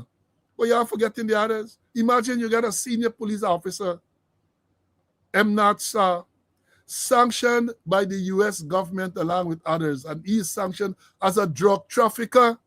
That is what they say. And you don't hear anything about that. So y'all suffering from Lamborghini-itis, so all the focus is on Azuddin Mohammed. And again, I say, I don't owe no brief for Azuddin Mohammed, but the targeting and the persecution is evident. It's evident. Charge, how much charge? Withdrawn. And I can say that about the U.S. involvement in terms of acquiring lawyers and so on. Right? What happened? They bring 3 lawyers from Jamaica, Senior Counsel Williams and 2 others. Right? The Attorney General said that this is the American people. The American did that. They retained these people. The American embassy in Georgetown, Guyana, came out with a statement basically calling him a liar. Say, we never did that. That is the government of Guyana. Right? Then they recruited a fourth liar. Right? The fourth liar. They recruited a fourth liar. Now, last week, they recruited a fifth liar in the form of senior counsel from Trinidad, Mendez or whatever his name. A fifth liar. Now, tell me this. And this is, that. Well, they don't claim any longer that it's not the government of Guyana. The government of Guyana is spending all their money to prosecute this extradition case. Right? They're spending all that money to prosecute the extradition case. And they're going to tell you, well, they're just abiding by treaty obligations and all of that. And let me say this, because if y'all weren't here on Friday, I made the point then. Let me repeat it for those students who might not have been in class then. The fact that you employed 3 liars. Now, I'll try to give an explanation as to why they go to Jamaica and all of that. And after, eventually, he got a thing. At first, was the American retained them, but then you go to Jamaica, they tried to dance with the thing. Then you bring Glenn. Glenn out operating somewhere out of Europe, I understand. Glenn Hanneman, he came and he is the fourth liar. Right? Now, on the 6th of this month, January, the extradition proceedings started in front of Magistrate Judy Latchman in the Georgetown Magistrate Court. And after one witness gave evidence, I think the PS of the Ministry of Foreign Affairs, the matter was adjourned to the 8th of January. The 8th of January. When I got to the 8th of January, the defense counsels, like the 3 Jamaicans, and I don't know if Mr. Hanneman was there, but the defense as a body sought to make additional, tender additional statement, additional disclosure. Big argument, legal argument. Magistrate eventually allowed some statement to be disclosed, but the magistrate made it clear that she was not going to allow any further disclosure in this matter because they had enough time to prepare. Right? Then the question came up now, because let me tell you something again. Once you bring in additional, you introduce additional stuff, the defense has a right to get time to study whatever additional document was disclosed. Even if it's a 1-page, even if it's a 2-liner, it's an additional document disclosed. They have a right to get time. So I understand, based on the reporting, that the magistrate said that they were deciding to continue the matter on the 20th of January, right? 20th of January 2026. The prosecutors, Mr. Williams and others, it is said in the report, said that the 20th of January is not convenient because he has a matter on the 19th. So I know if he remains in Ghana, not convenient. So they come up and they agreed then that it's going to be the 5th of February. Both defense and the prosecution, as well as the magistrate, decide that that is the date. I think the 5th and the 6th of February for the continuation. Yeah, listen to story here now. The same night, it is said that the same night now, Mr. Williams, the senior counsel from Jamaica, wrote to the clerk of court to say, well, look, we want back the earlier date. This thing is getting to be a comedy, you know. You in court and you agree that this date is not convenient. And you decide based on the court's itinerary and the schedule of the defense counsel and everything, 5th and 6th of February. Then you decide now, no, you're going to write to request an earlier date. And I am saying this, I believe what happened there, that when the people who employ Mr. Williams and them realize that this thing pushing back till February the 5th, somebody might have been called over and somebody might have been spoken to, right? And in the Conchima now say, what nonsense this you doing? Well, you pushing back this matter, that something like that may have happened. I'm not saying that I have evidence, but given the events, given the train of events or the trail of events, I believe, so then they might right to the thing. But of course, the defense counsel decide that, look, we can't change back. We sticking to the 5th and the 6th of February. So let's wait to hear what the magistrate will now say, because the magistrate still got a rule. But in the meanwhile, they hired this 5th senior counsel from Trinidad. It is alleged, according to social media, that you're getting 50 million. We got 50 million dollars, 50 million to join the team. And I say this without any fear of contradiction, that if the lawyers, the prosecutors, the Jamaican and Mr. Animan were doing such a good job, were doing such a satisfactory job, why are you bringing in somebody else? To me, it creates the impression that you're not satisfied with how the matter is going, and therefore you believe you got to bring in more guns. That is how I interpret that, because if these lies have been there since the case started, this day started in October of last year. October. That's when he was arrested. I think it was on the last day, the 31st, and thing. And you wait now, November, December, you're into January now, you're bringing in new liars. It tells me that you are not satisfied with the way the matter is proceeding, so you got to bring in additional firepower. Guys, a senior counsel bring from Trinidad. You bring a senior counsel, there's firepower. That is money. But who money? It's our money. Our money. And let me bring in CC to obviously, I got more to say on this matter. Let me bring in CC. CC, you're a senior policeman, man. You get prosecutors in the matter for months, and they're going. And then all of a sudden you're bringing in additional firepower. What that tells you, man? Tell you that I ain't ready at all. I ain't ready at all. I think they prepare for this, And based on I didn't hear what the PS said. But like based on I get the impression based on the cross-examination, like they shook up the PS, and they're trying to restore, to deal with the damage done. So they're headed to Trinidad for a King's Council to assist them in dealing with the thing. But I know they could rectify that part. But the thing is that you got to be prepared. When you're doing this work, as a prosecutor, you got to be prepared. You got to be prepared to do your work. And apparently, like they get caught off guard and things not going as the way they expected to go.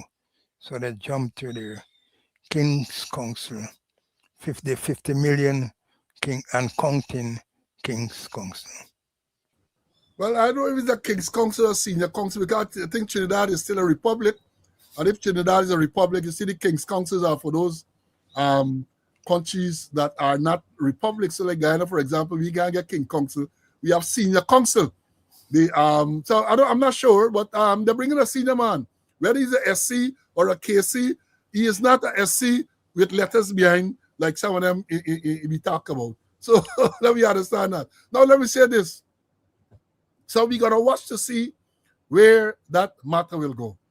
Because over the weekend, I read a letter from former magistrate Maxwell Edwards.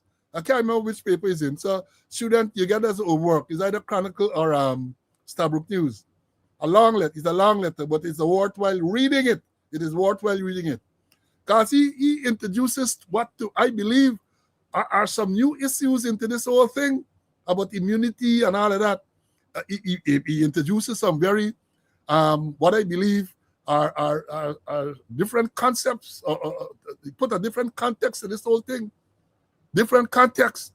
So let's see where this will go. Because again, let me tell you, This whole thing went pear-shaped. This whole thing went pear-shaped when the bail was granted to the Mohammeds on the 31st of October 2025. The same day they were arrested. The intention was to arrest them that day, Friday the 31st of October, right? Pass them through court as they did on the same day. The intention was to have them remanded, and not the father, but the son, so that when Parliament convened the Monday, he would not have been there to be sworn in as a member of Parliament. The thing went south. Because even with the bail, let me understand this thing, you got to understand. Even with the bail, the fact that the amount was an amount was granted which allowed for cash bail. But look, y'all got to read this thing, This thing is that I read in this thing. Is that only that they were granted bail? But let's assume the magistrate had said $500,000 bail, $1 million bail, right? That would have added some complication because then you have to get managers check and all this everything. And if in the afternoon you got to get managers check, then given how certain places are weaponized, then you can't get the check in time to post the bail. So it's still remand, you get remand. Bail posted, but you can't post the bail, you have to remain in custody.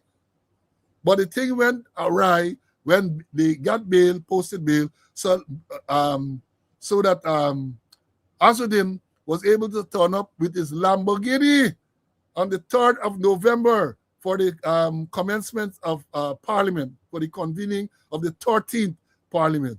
That is what, and get them kusserin. I know if you all know the word, get them kusserin since then.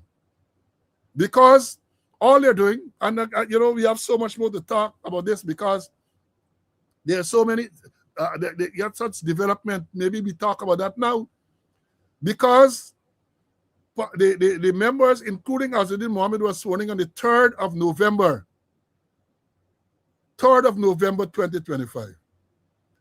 According to the Constitution, Article 184, it is now for the Speaker, Manzoor Nadir, to call a meeting of members of the opposition, all 29 members of them, for them to then elect the leader of the opposition. He has not done so.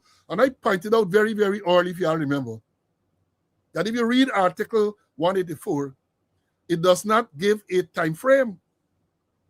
But the convention, I understand, was that immediately after the swearing in of the members of Parliament, the opposition will repair to some place and they elect the leader very quickly. I understand that on a few occasions when it didn't happen the same day, on one occasion in 2015, I think it was, that's when the PPP boycotted the Parliament. So they couldn't do it, and as soon as they resumed their position in Parliament, it was done the same day. So Nadir dancing, wanting to say he never leave when he come back. That's what they're saying, He was out of the country, and they gave the impression that once he returns, that will be done. But we have a system now where they talk about democracy, and the government running roughshod. No proper parliament, no opposition leader. And so therefore, I am pleased to see finally, starting the European Union came out with a statement basically saying that, look, we should get the leader of the opposition be elected. I think that was followed by the Canadians. Then it was followed by the British. And over the weekend, the U.S. ambassador indicated that they should get the leader of the opposition. That's what they indicated. So now that they have said so, I could imagine what's going on. People running all over the place. People running all over the place because I'm saying this. If they believe they get more seed than by gun, hey, I'm going to break down this thing, People know, when I say by gun, we're talking about eggplant. The Americans call it eggplant. Guys, some say balanje, balanja, eggplant, baigan. Enough seed. If they get more seed than baigan, than eggplant, let them call Parliament now and see what's going to happen. Let them call Parliament. Can you remember Nadir is there as a member of the Speaker? Azuddin is there as a member. we might very well have a situation. We get 2 sanctioned parties now in Parliament, not only one. Azadin might get company on the sanctioned bench in Parliament. They talk about democracy, they talk about transparency, and then the president made some ridiculous statement over the weekend. Basically, what he said, he said, let me read, we get a little time, could read it. This is yesterday. President Ali on Saturday deemed that absolutely ridiculous suggestion in some quarters that this government has not been calling sittings of the National Assembly to avoid the election of the We-Invest in Nations leader, Azadin Mohammed, as leader of the opposition. Quote, absolutely ridiculous. The opposition, hear what the president says. Let me read it back. Absolutely ridiculous. The opposition can elect whoever they want as opposition leader. So it is absolutely ridiculous. That's their business. We have no business in the opposition electing whoever they want as a leader of the opposition. End of quote. That is what he told reporters. That is what he told reporters. Yes, they're going to elect, but the Constitution, Article 184, says that the Speaker has to call the meeting. The Speaker has to call the meeting of the opposition members for the election. You expect the opposition members, they can call a meeting to elect the leader of the opposition? Well, I don't know. President ought to know that. President ought to know that. And there's a response, from Amanza Walton Nazir, right? Said on the constitutional, it should tell you some constitutional process for the election of the leader of the opposition. The Constitution of Guyana is not ambiguous. Article 184.1 requires a speaker chaired parliamentary meeting to elect the leader of the opposition. The government calls parliament. The opposition cannot. For Irfan Ali to ignore this is either incompetence or dishonesty. Either way, our country is weaker for it. Guyanese must not accept this. Parliament must be called immediately. Illegalities tolerated or facilitated today will be used against us tomorrow. So this is unambiguous. It is a constitutional duty of Mansour Nadir, the Speaker of the National Assembly, to call the meeting of members of the opposition. Because the Constitution says, Article 184, he calls the meeting, he chairs the meeting, but he ain't get no vote in the thing. He has no vote. And let me say this too, as we come into a close. If we're going to continue this matter is of sufficient national interest, we got to continue. Let me say this. This meeting is called. I get this gut feeling that a lot of shenanigans going on. I get this gut feeling because if you remember what President Ali said recently, let me play what President Ali said recently. Listen to this. The opposition leader will be a he or she. You're assuming that the opposition leader will be a he. I think that's a very big assumption. There might be a view that the opposition leader might be a he, but I can't predict what will happen. One way or another. That's a vote. One way or another, an opposition leader will be there, and when an opposition leader is there, the president will fulfill his responsibility in accordance with the Constitution, whether it's he or she. You didn't prefer to wait until that person is appointed. Whether it's he or she. The process of consultation with the opposition leader continue probably. Yeah.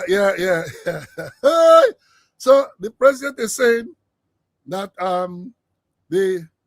you believe it's gonna be a he. Everybody's saying that Azadin Mohammed, the presumptive opposition leader, because how the thing goes, at this meeting, what you're gonna have?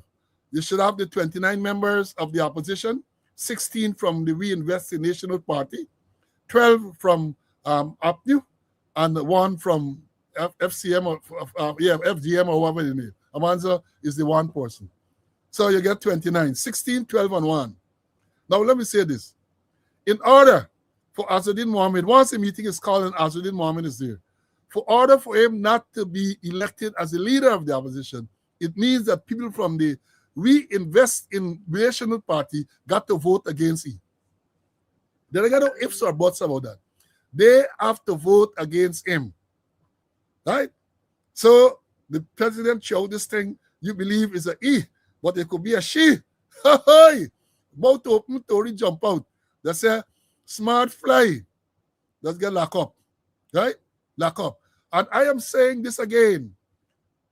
Let's assume that Asadin Mohammed, the meeting is called, and Asadin Mohammed and his other members, the 15 other members from the We Invest in National Party are there. The 12 from the APNU are there. The one from FGM is there, right? The only way Asadin Mohammed is not going to be the leader of the opposition is some people from his party. So let me assume 12 from the APNU vote for somebody else. The one from FGM vote for somebody else is 13, right? We're talking about your track is 29, so you got to get more than half of that. So you got to get like 15, huh? Right? So at least 2 or 3 from We Invest got to vote against. And here, what is the lyrics there? I've been doing the real reading. They got a piece of legislation in Guyana called the recall legislation. So let me explain to that for bringing CC, and we got close off just now. Let me explain to you how that works. Each political party, PDP, the coalition, APNU, WIN, and all them, they have what they call the leader of the list. The leader of the list. The leader of the list is the person who ultimately selects who are the ones to go to parliament. So you have the coalition get 12 seats. The leader of the list, I think, is Mr. Aubrey Norton. He will select who go into parliament. In the case of the WIN party, the leader of the list, I believe, is Asadin Mohammed. He selected the 16 or the 15 along with himself going to parliament. Now, they have a recall legislation, so those are in parliament there. The leader of the list, as far as I know, can recall any member of his party at any time. He writes to GCOM, I think that is how the process goes. So me, I want them, then I'm out. So we are in some really interesting times. So in other words, if Jackie Opel were to visit some of these people, and they decide to go along with Jackie Opel and take the cars rip and decide that, look, we are voting for the people from his party, they are voting for you. Right? He still remains the leader of the list. And therefore, he has the power to recall. Time to look at the arrow. Things sweet. He has the power to recall. So let's see where that will go. Let's see where that will go.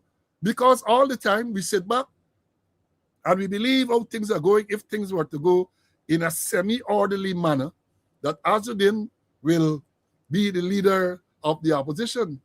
But the plan suggesting that just now, you don't got to be a he, you think it's a he, it can be a she. You're making a big assumption there and so on. So maybe things are happening behind. Maybe, yeah, you're going to get some charandas. Maybe things are happening. But I now believe, having regards to the fact that the A, B, C, EU countries have publicly expressed an opinion in this manner, right? There's going to be a pressure for them to call the parliament. They're dancing because despite what the president saying, it is a belief of most, including me, that the reason that they call this meeting to elect the leader of the opposition has to do with the extradition proceedings. They were hoping that the proceedings would have been concluded rapidly and Azuddin would end up on the plane to North America. And therefore, they would get somebody else. But it didn't work out according to them what they wanted to work out. First of all, they were expecting, or they were hoping, that he would not have been sworn in as a member of parliament on the 3rd of November. Because the Constitution says, in order for you to be a leader of the opposition, you have to first be a member of the parliament, which Azuddin Mohammed now is, a member of parliament. So the one order was crossed. But it's the meeting now to elect the leader of the opposition. Because if he had not If he was remanded and he didn't get to go in to Parliament to be sworn in, they didn't swear in. He has no 1 month later. So even if he was granted bail, or he came out after the 3rd of November, you think Nadir that he calling any meeting or calling anything, any sitting to swear in as he did Mohammed alone? No, that didn't happen. But it's the old bail story. The old bail story. Get them there. So let's see where this will go. As I said, there's a lot more to deal with. A lot more. Let me bring in CC, and then we're going to touch on something else before we move on and move out. Right? CC, this whole thing, man. Look at all the machinations and all the skullduggery, I will call it what it is. Let's see. What are your views? The whole thing starts to fall apart with the Diamond Magistrate. The Diamond Magistrate did not remand Mohammed. And when you try to put things in proper context, in Guyana, this PPP government will only go into real action when there's internal pressure, like protests and other things. We have seen the record. Or when they have external pressure. And I'm happy that the diplomatic community has come on board and expressed their concern. So I'm hopeful that, something might very well happen. But knowing them, I won't be surprised if they call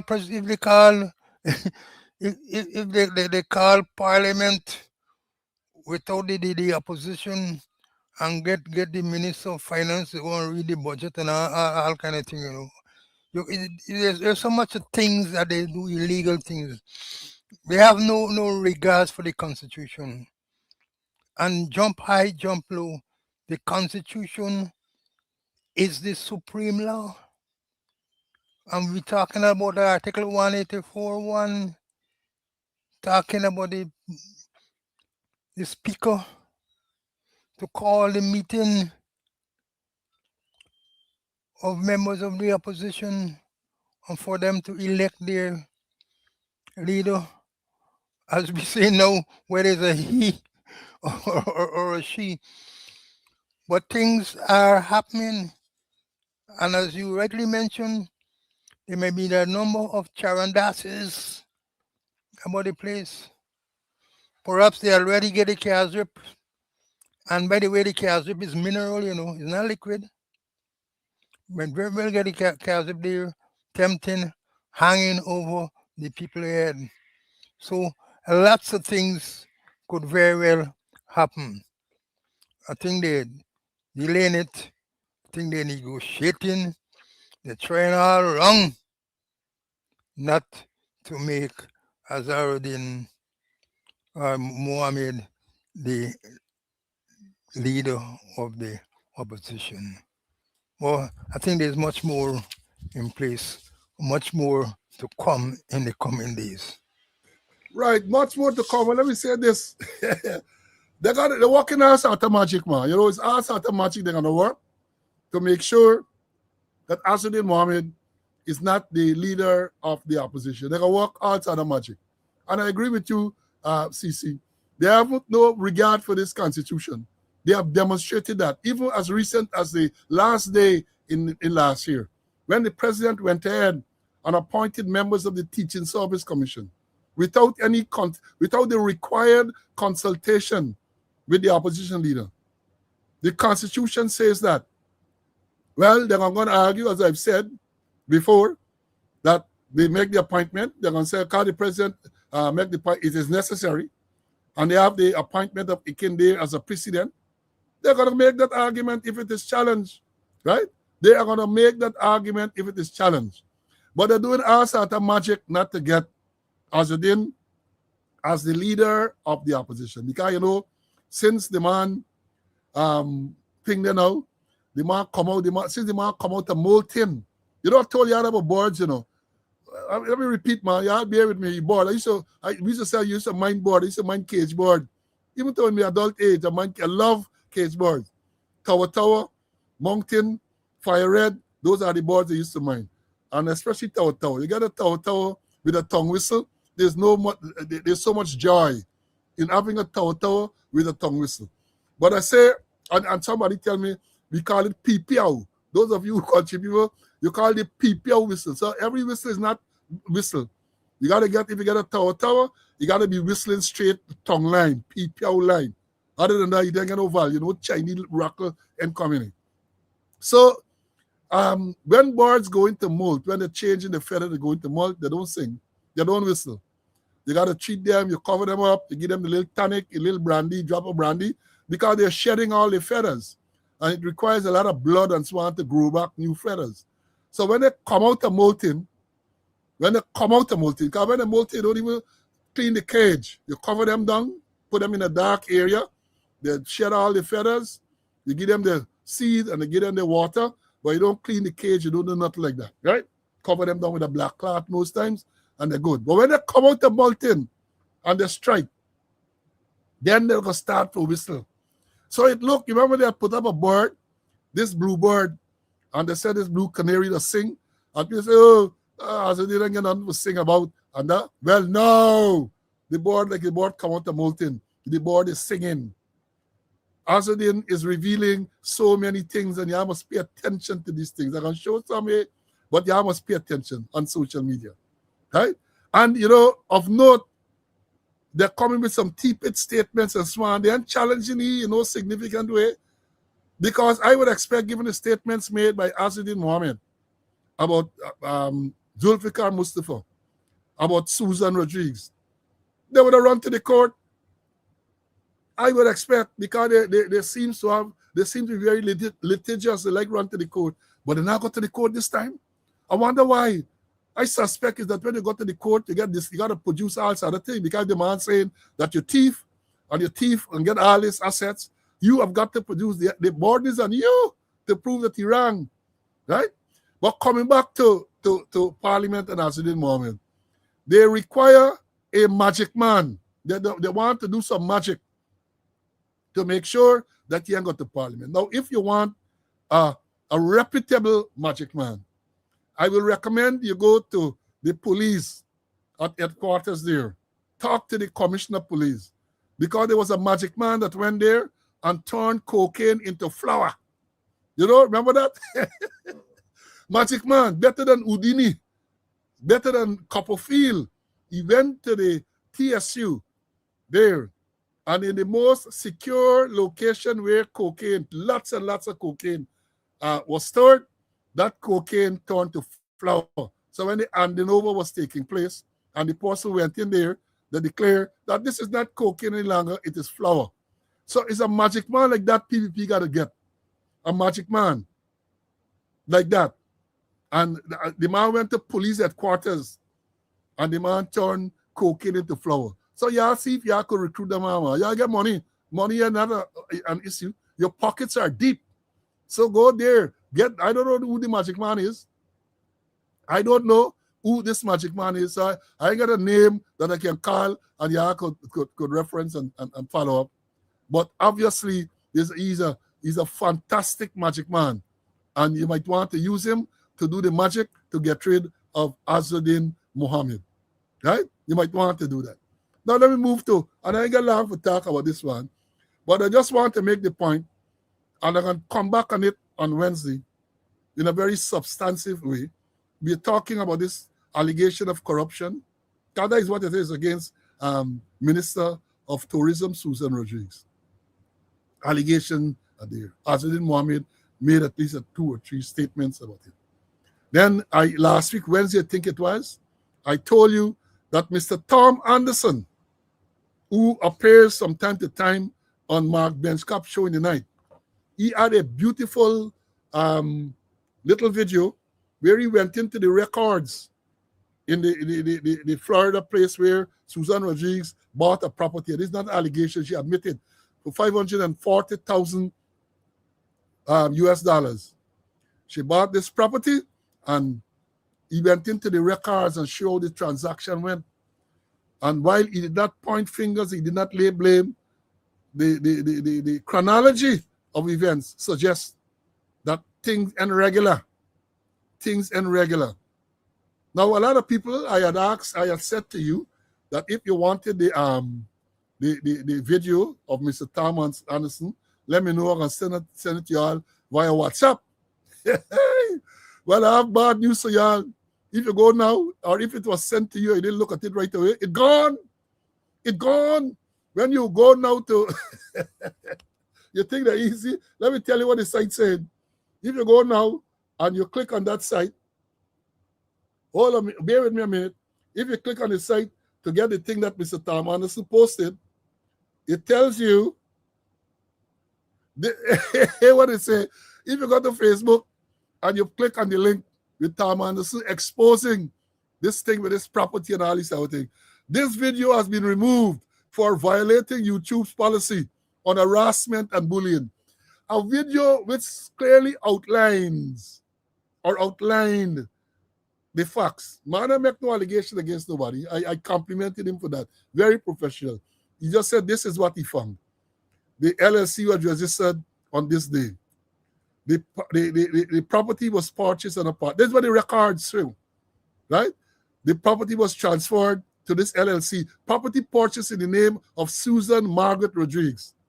And he said the next day, the property transferred to the LLC. He talked about the mortgage, and questions were asked. Questions were asked. And then when you go now, so you know, obviously, what they make the complaint. They can't bear the truth. They can't handle the truth. It's who they says in the movie, Anthony Hopkins or something like that. You can't handle the truth. So it would appear that they complained to Facebook about bullying and harassment, and Facebook has pulled the video, and the notification says this video has been removed for violating YouTube's, well, not Facebook, I said Facebook, not Facebook, sorry, for violating YouTube's policy on harassment and bullying. So they complained and had the video removed. So I guess they're going to do that with the other videos too. So y'all look at them quick. Look at them quick before they complain, and those things are removed. Or the other hand, maybe also save them quick, save them. So that is what is happening. That is what is happening. And let me say before I bring in CC, with the same Susan Rodriguez thing, we're going to come to it in full detail. You know all the allegations there. The president of Guyana, Irfan Ali, over the weekend said, when he was questioned by the media, he said Susan Rodriguez gave an explanation as to the accumulation of his wealth, and he has accepted the explanation. Yeah. We got come Monday, Tuesday rather. What's a Tuesday? Wednesday. The president said an allegation, all this thing floating around.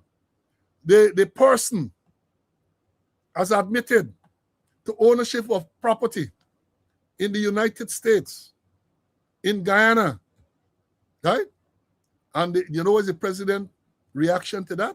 Oh, she gave an explanation as to how she became of this property, and I have accepted the explanation. This person who told us that they come from money,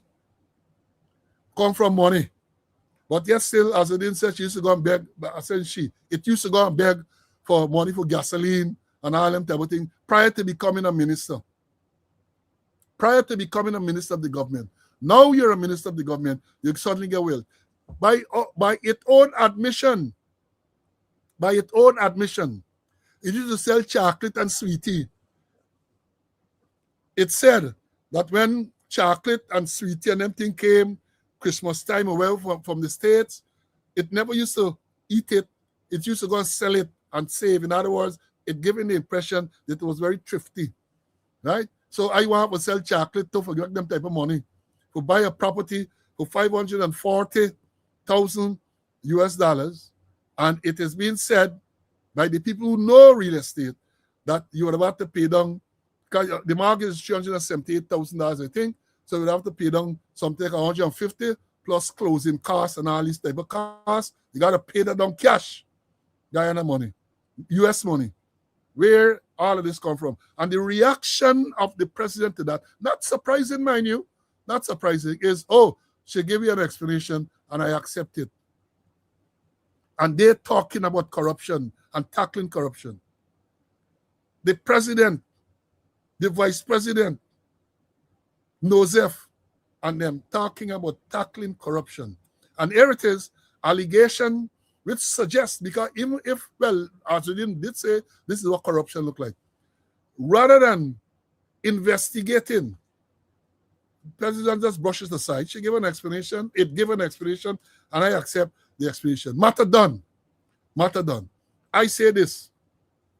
You might believe that the matter done. They might believe that the matter done. But people just compile all them things and get it there. Get it. Why you believe that when we hear about negotiation, as I say, to get Guyana to take the deportees from third countries, why you believe when them things come down, they got for just acquiesce, just got for agree? They aren't in tiger mouth, they got patty head, or as my Jamaican brother would say, you aren't in lion mouth, they got tappy head. You dare not come out and raise anything. That is a fait accompli. I can talk about that more too. Time does not permit us to do into any great detail with that. But an allegation of corruption is made. A government who said, or a party that said only last year in the run-up to the election, that this year they have in the manifesto establishing this anti-corruption unit. That is what they say in the manifesto. And you have allegations of corruption, including the one with the driver's license, corruption. And what was the president's response to that? You got 6 weeks to put yourself in order. You want to tell me that they're serious about fighting corruption? And if they are not serious, as we all know that they are not, why they are not serious in fighting corruption? Because enough of them involved. They can't stand any scrutiny. Enough of them can't stand scrutiny in terms of the acquisition of their wealth in such a short space of time. They're better than many of the international investors, Warren Buffett, the Ambani man, Mukesh Ambani, Bill Gates and all them things. They do better than them because they can invest in a short space of time and turn multimillionaires. Multimillionaires they can invest and become in a relatively short space of time. I went on for a while. Let me bring in Mr. Conway. He can wrap up his part, and maybe he can comment on what I've just said, and he can hustle and he can close, and we can tell you, we can give you a look forward. Because we have a lot more. We have already at it for over 2 hours. CC, let me hear your take on all of these issues, man. Perhaps what the minister told the president, is in keeping with the presidential standard. That's the way he operates. And if he operates in the way, and she operates the same way, put it under the carpet, done with it, And there's also, that you make an allegation and there's no proper investigation, and the corruption will continue all the time. Yeah, the thing is going to continue. Again, let me say, it's sad. It's sad. But I maintain, as I have said with the Sugate thing, they might believe it's done. They might believe. But they know it ain't done. They know no action is going to be taken, Guyana. But I'm sure governments have files, especially the U.S., has files on all of them with all of these allegations and so on. I believe that with many of these things, it ain't done because it's not only in Guyana now. If you're going to, as the suggestion is that you might be laundering money by buying property, real estate, getting involved in real estate in the United States. U.S. are allowing that to go like that. They will not allow it to go like that. So very soon, very shortly, you might have others who have got to face the music in the US. Because they ain't got to face no music in Guyana, you know. They don't have to face any music in Guyana. Right? They know that. They are confident in that. Because who's going to investigate in Guyana? Let me be real. Akin, 8.5 Akin can investigate them. Soku can investigate. Who is going to investigate? Let's be real about it. Let's be real. And even if, as some are demanding, that they set up a commission of inquiry, what will be the terms of the commission of inquiry? Who are going to be the members of the commission of inquiry? Yeah, same thing. You had a commission of inquiry into the Madja file where all those children died. What came out of that? Cover up. Cover up. So under international pressure, they're going to tell you about a commission of inquiry. But the commission of inquiry, first of all, you look at the terms will be very restrictive, right? And then when you look at the personnel that they appoint on the commission of inquiry, then people sell their soul, buddy. They sell their soul, have absolutely no integrity. They are going to comprise of this thing, and what's going to happen? But the world is watching. The world is watching. Let me bring back CC for his closing, and then we're going to move on. CC, you sure you want to make a closing? Go ahead.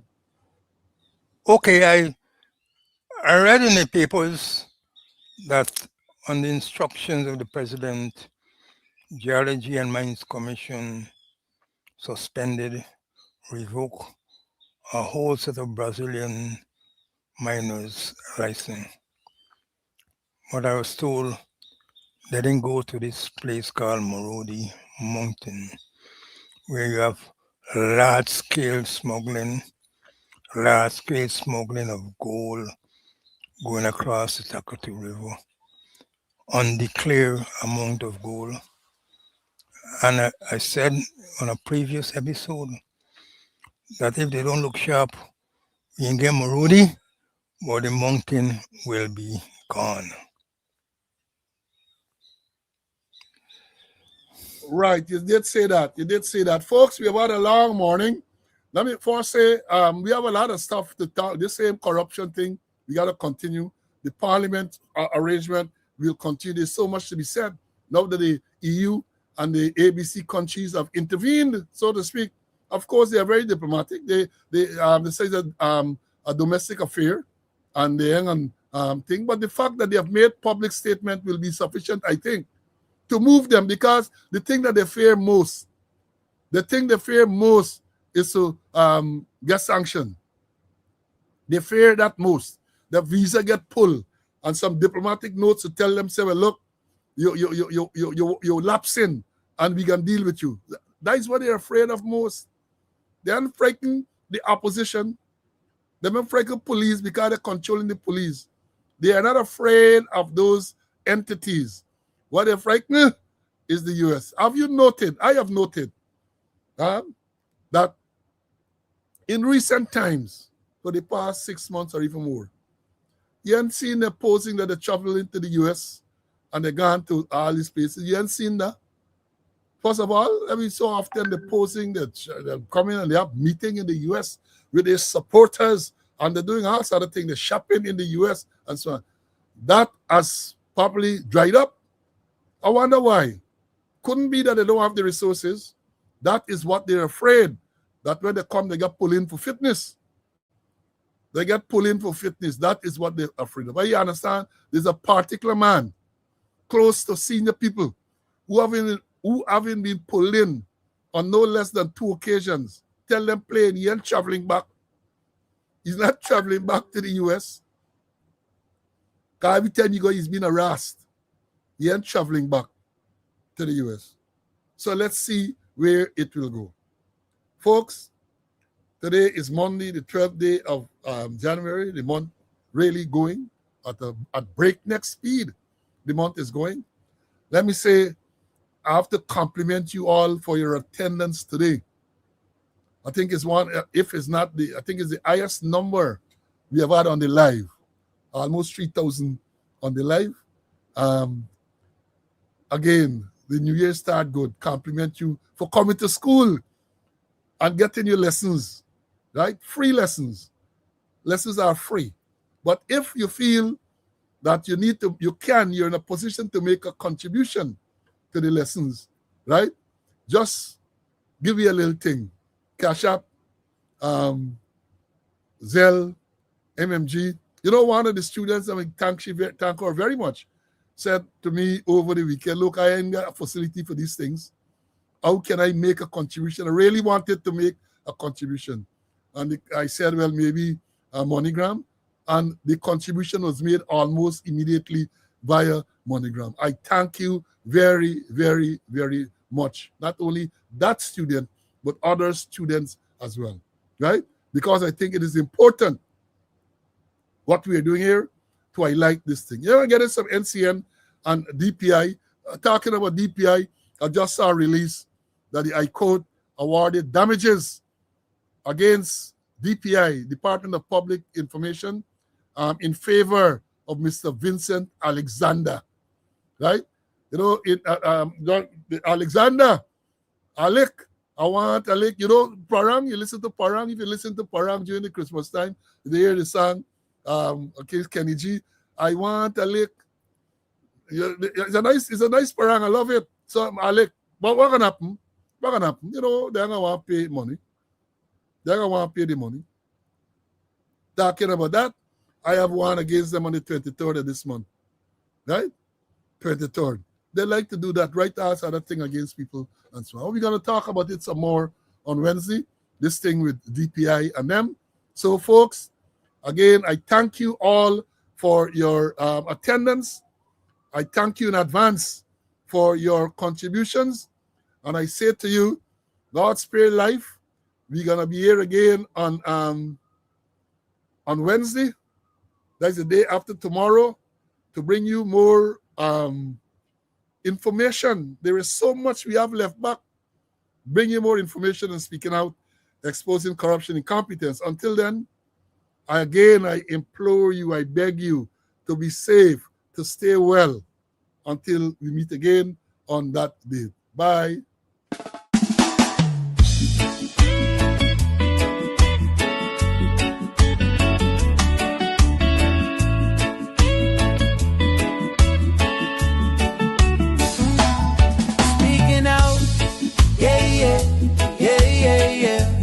Up comes Boslow and Mr. Clinton, Conway, speaking and exposing corruption each and every day. Guyanese,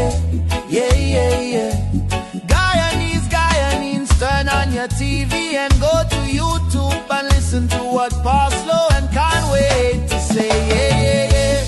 Whole day we are calling for Boslow and Clinton Conway. They teach and educating, exposing the things in the system. We need a better Guyana for the little boys and the children poor. Slow and Clinton Conway. All the money they invest, 2.2 billion. Hear me when I sing. Oh. Guyanese at home and abroad. Please log into Conway as wide as it can reach. Paul Slow, you always will preach. Oh, yeah. Like and share, subscribe. Hit the notification bell so this message could reach as far. And every Guyanese will feel well. Oh, yes. Yeah. Paul Slow and Clinton Conway.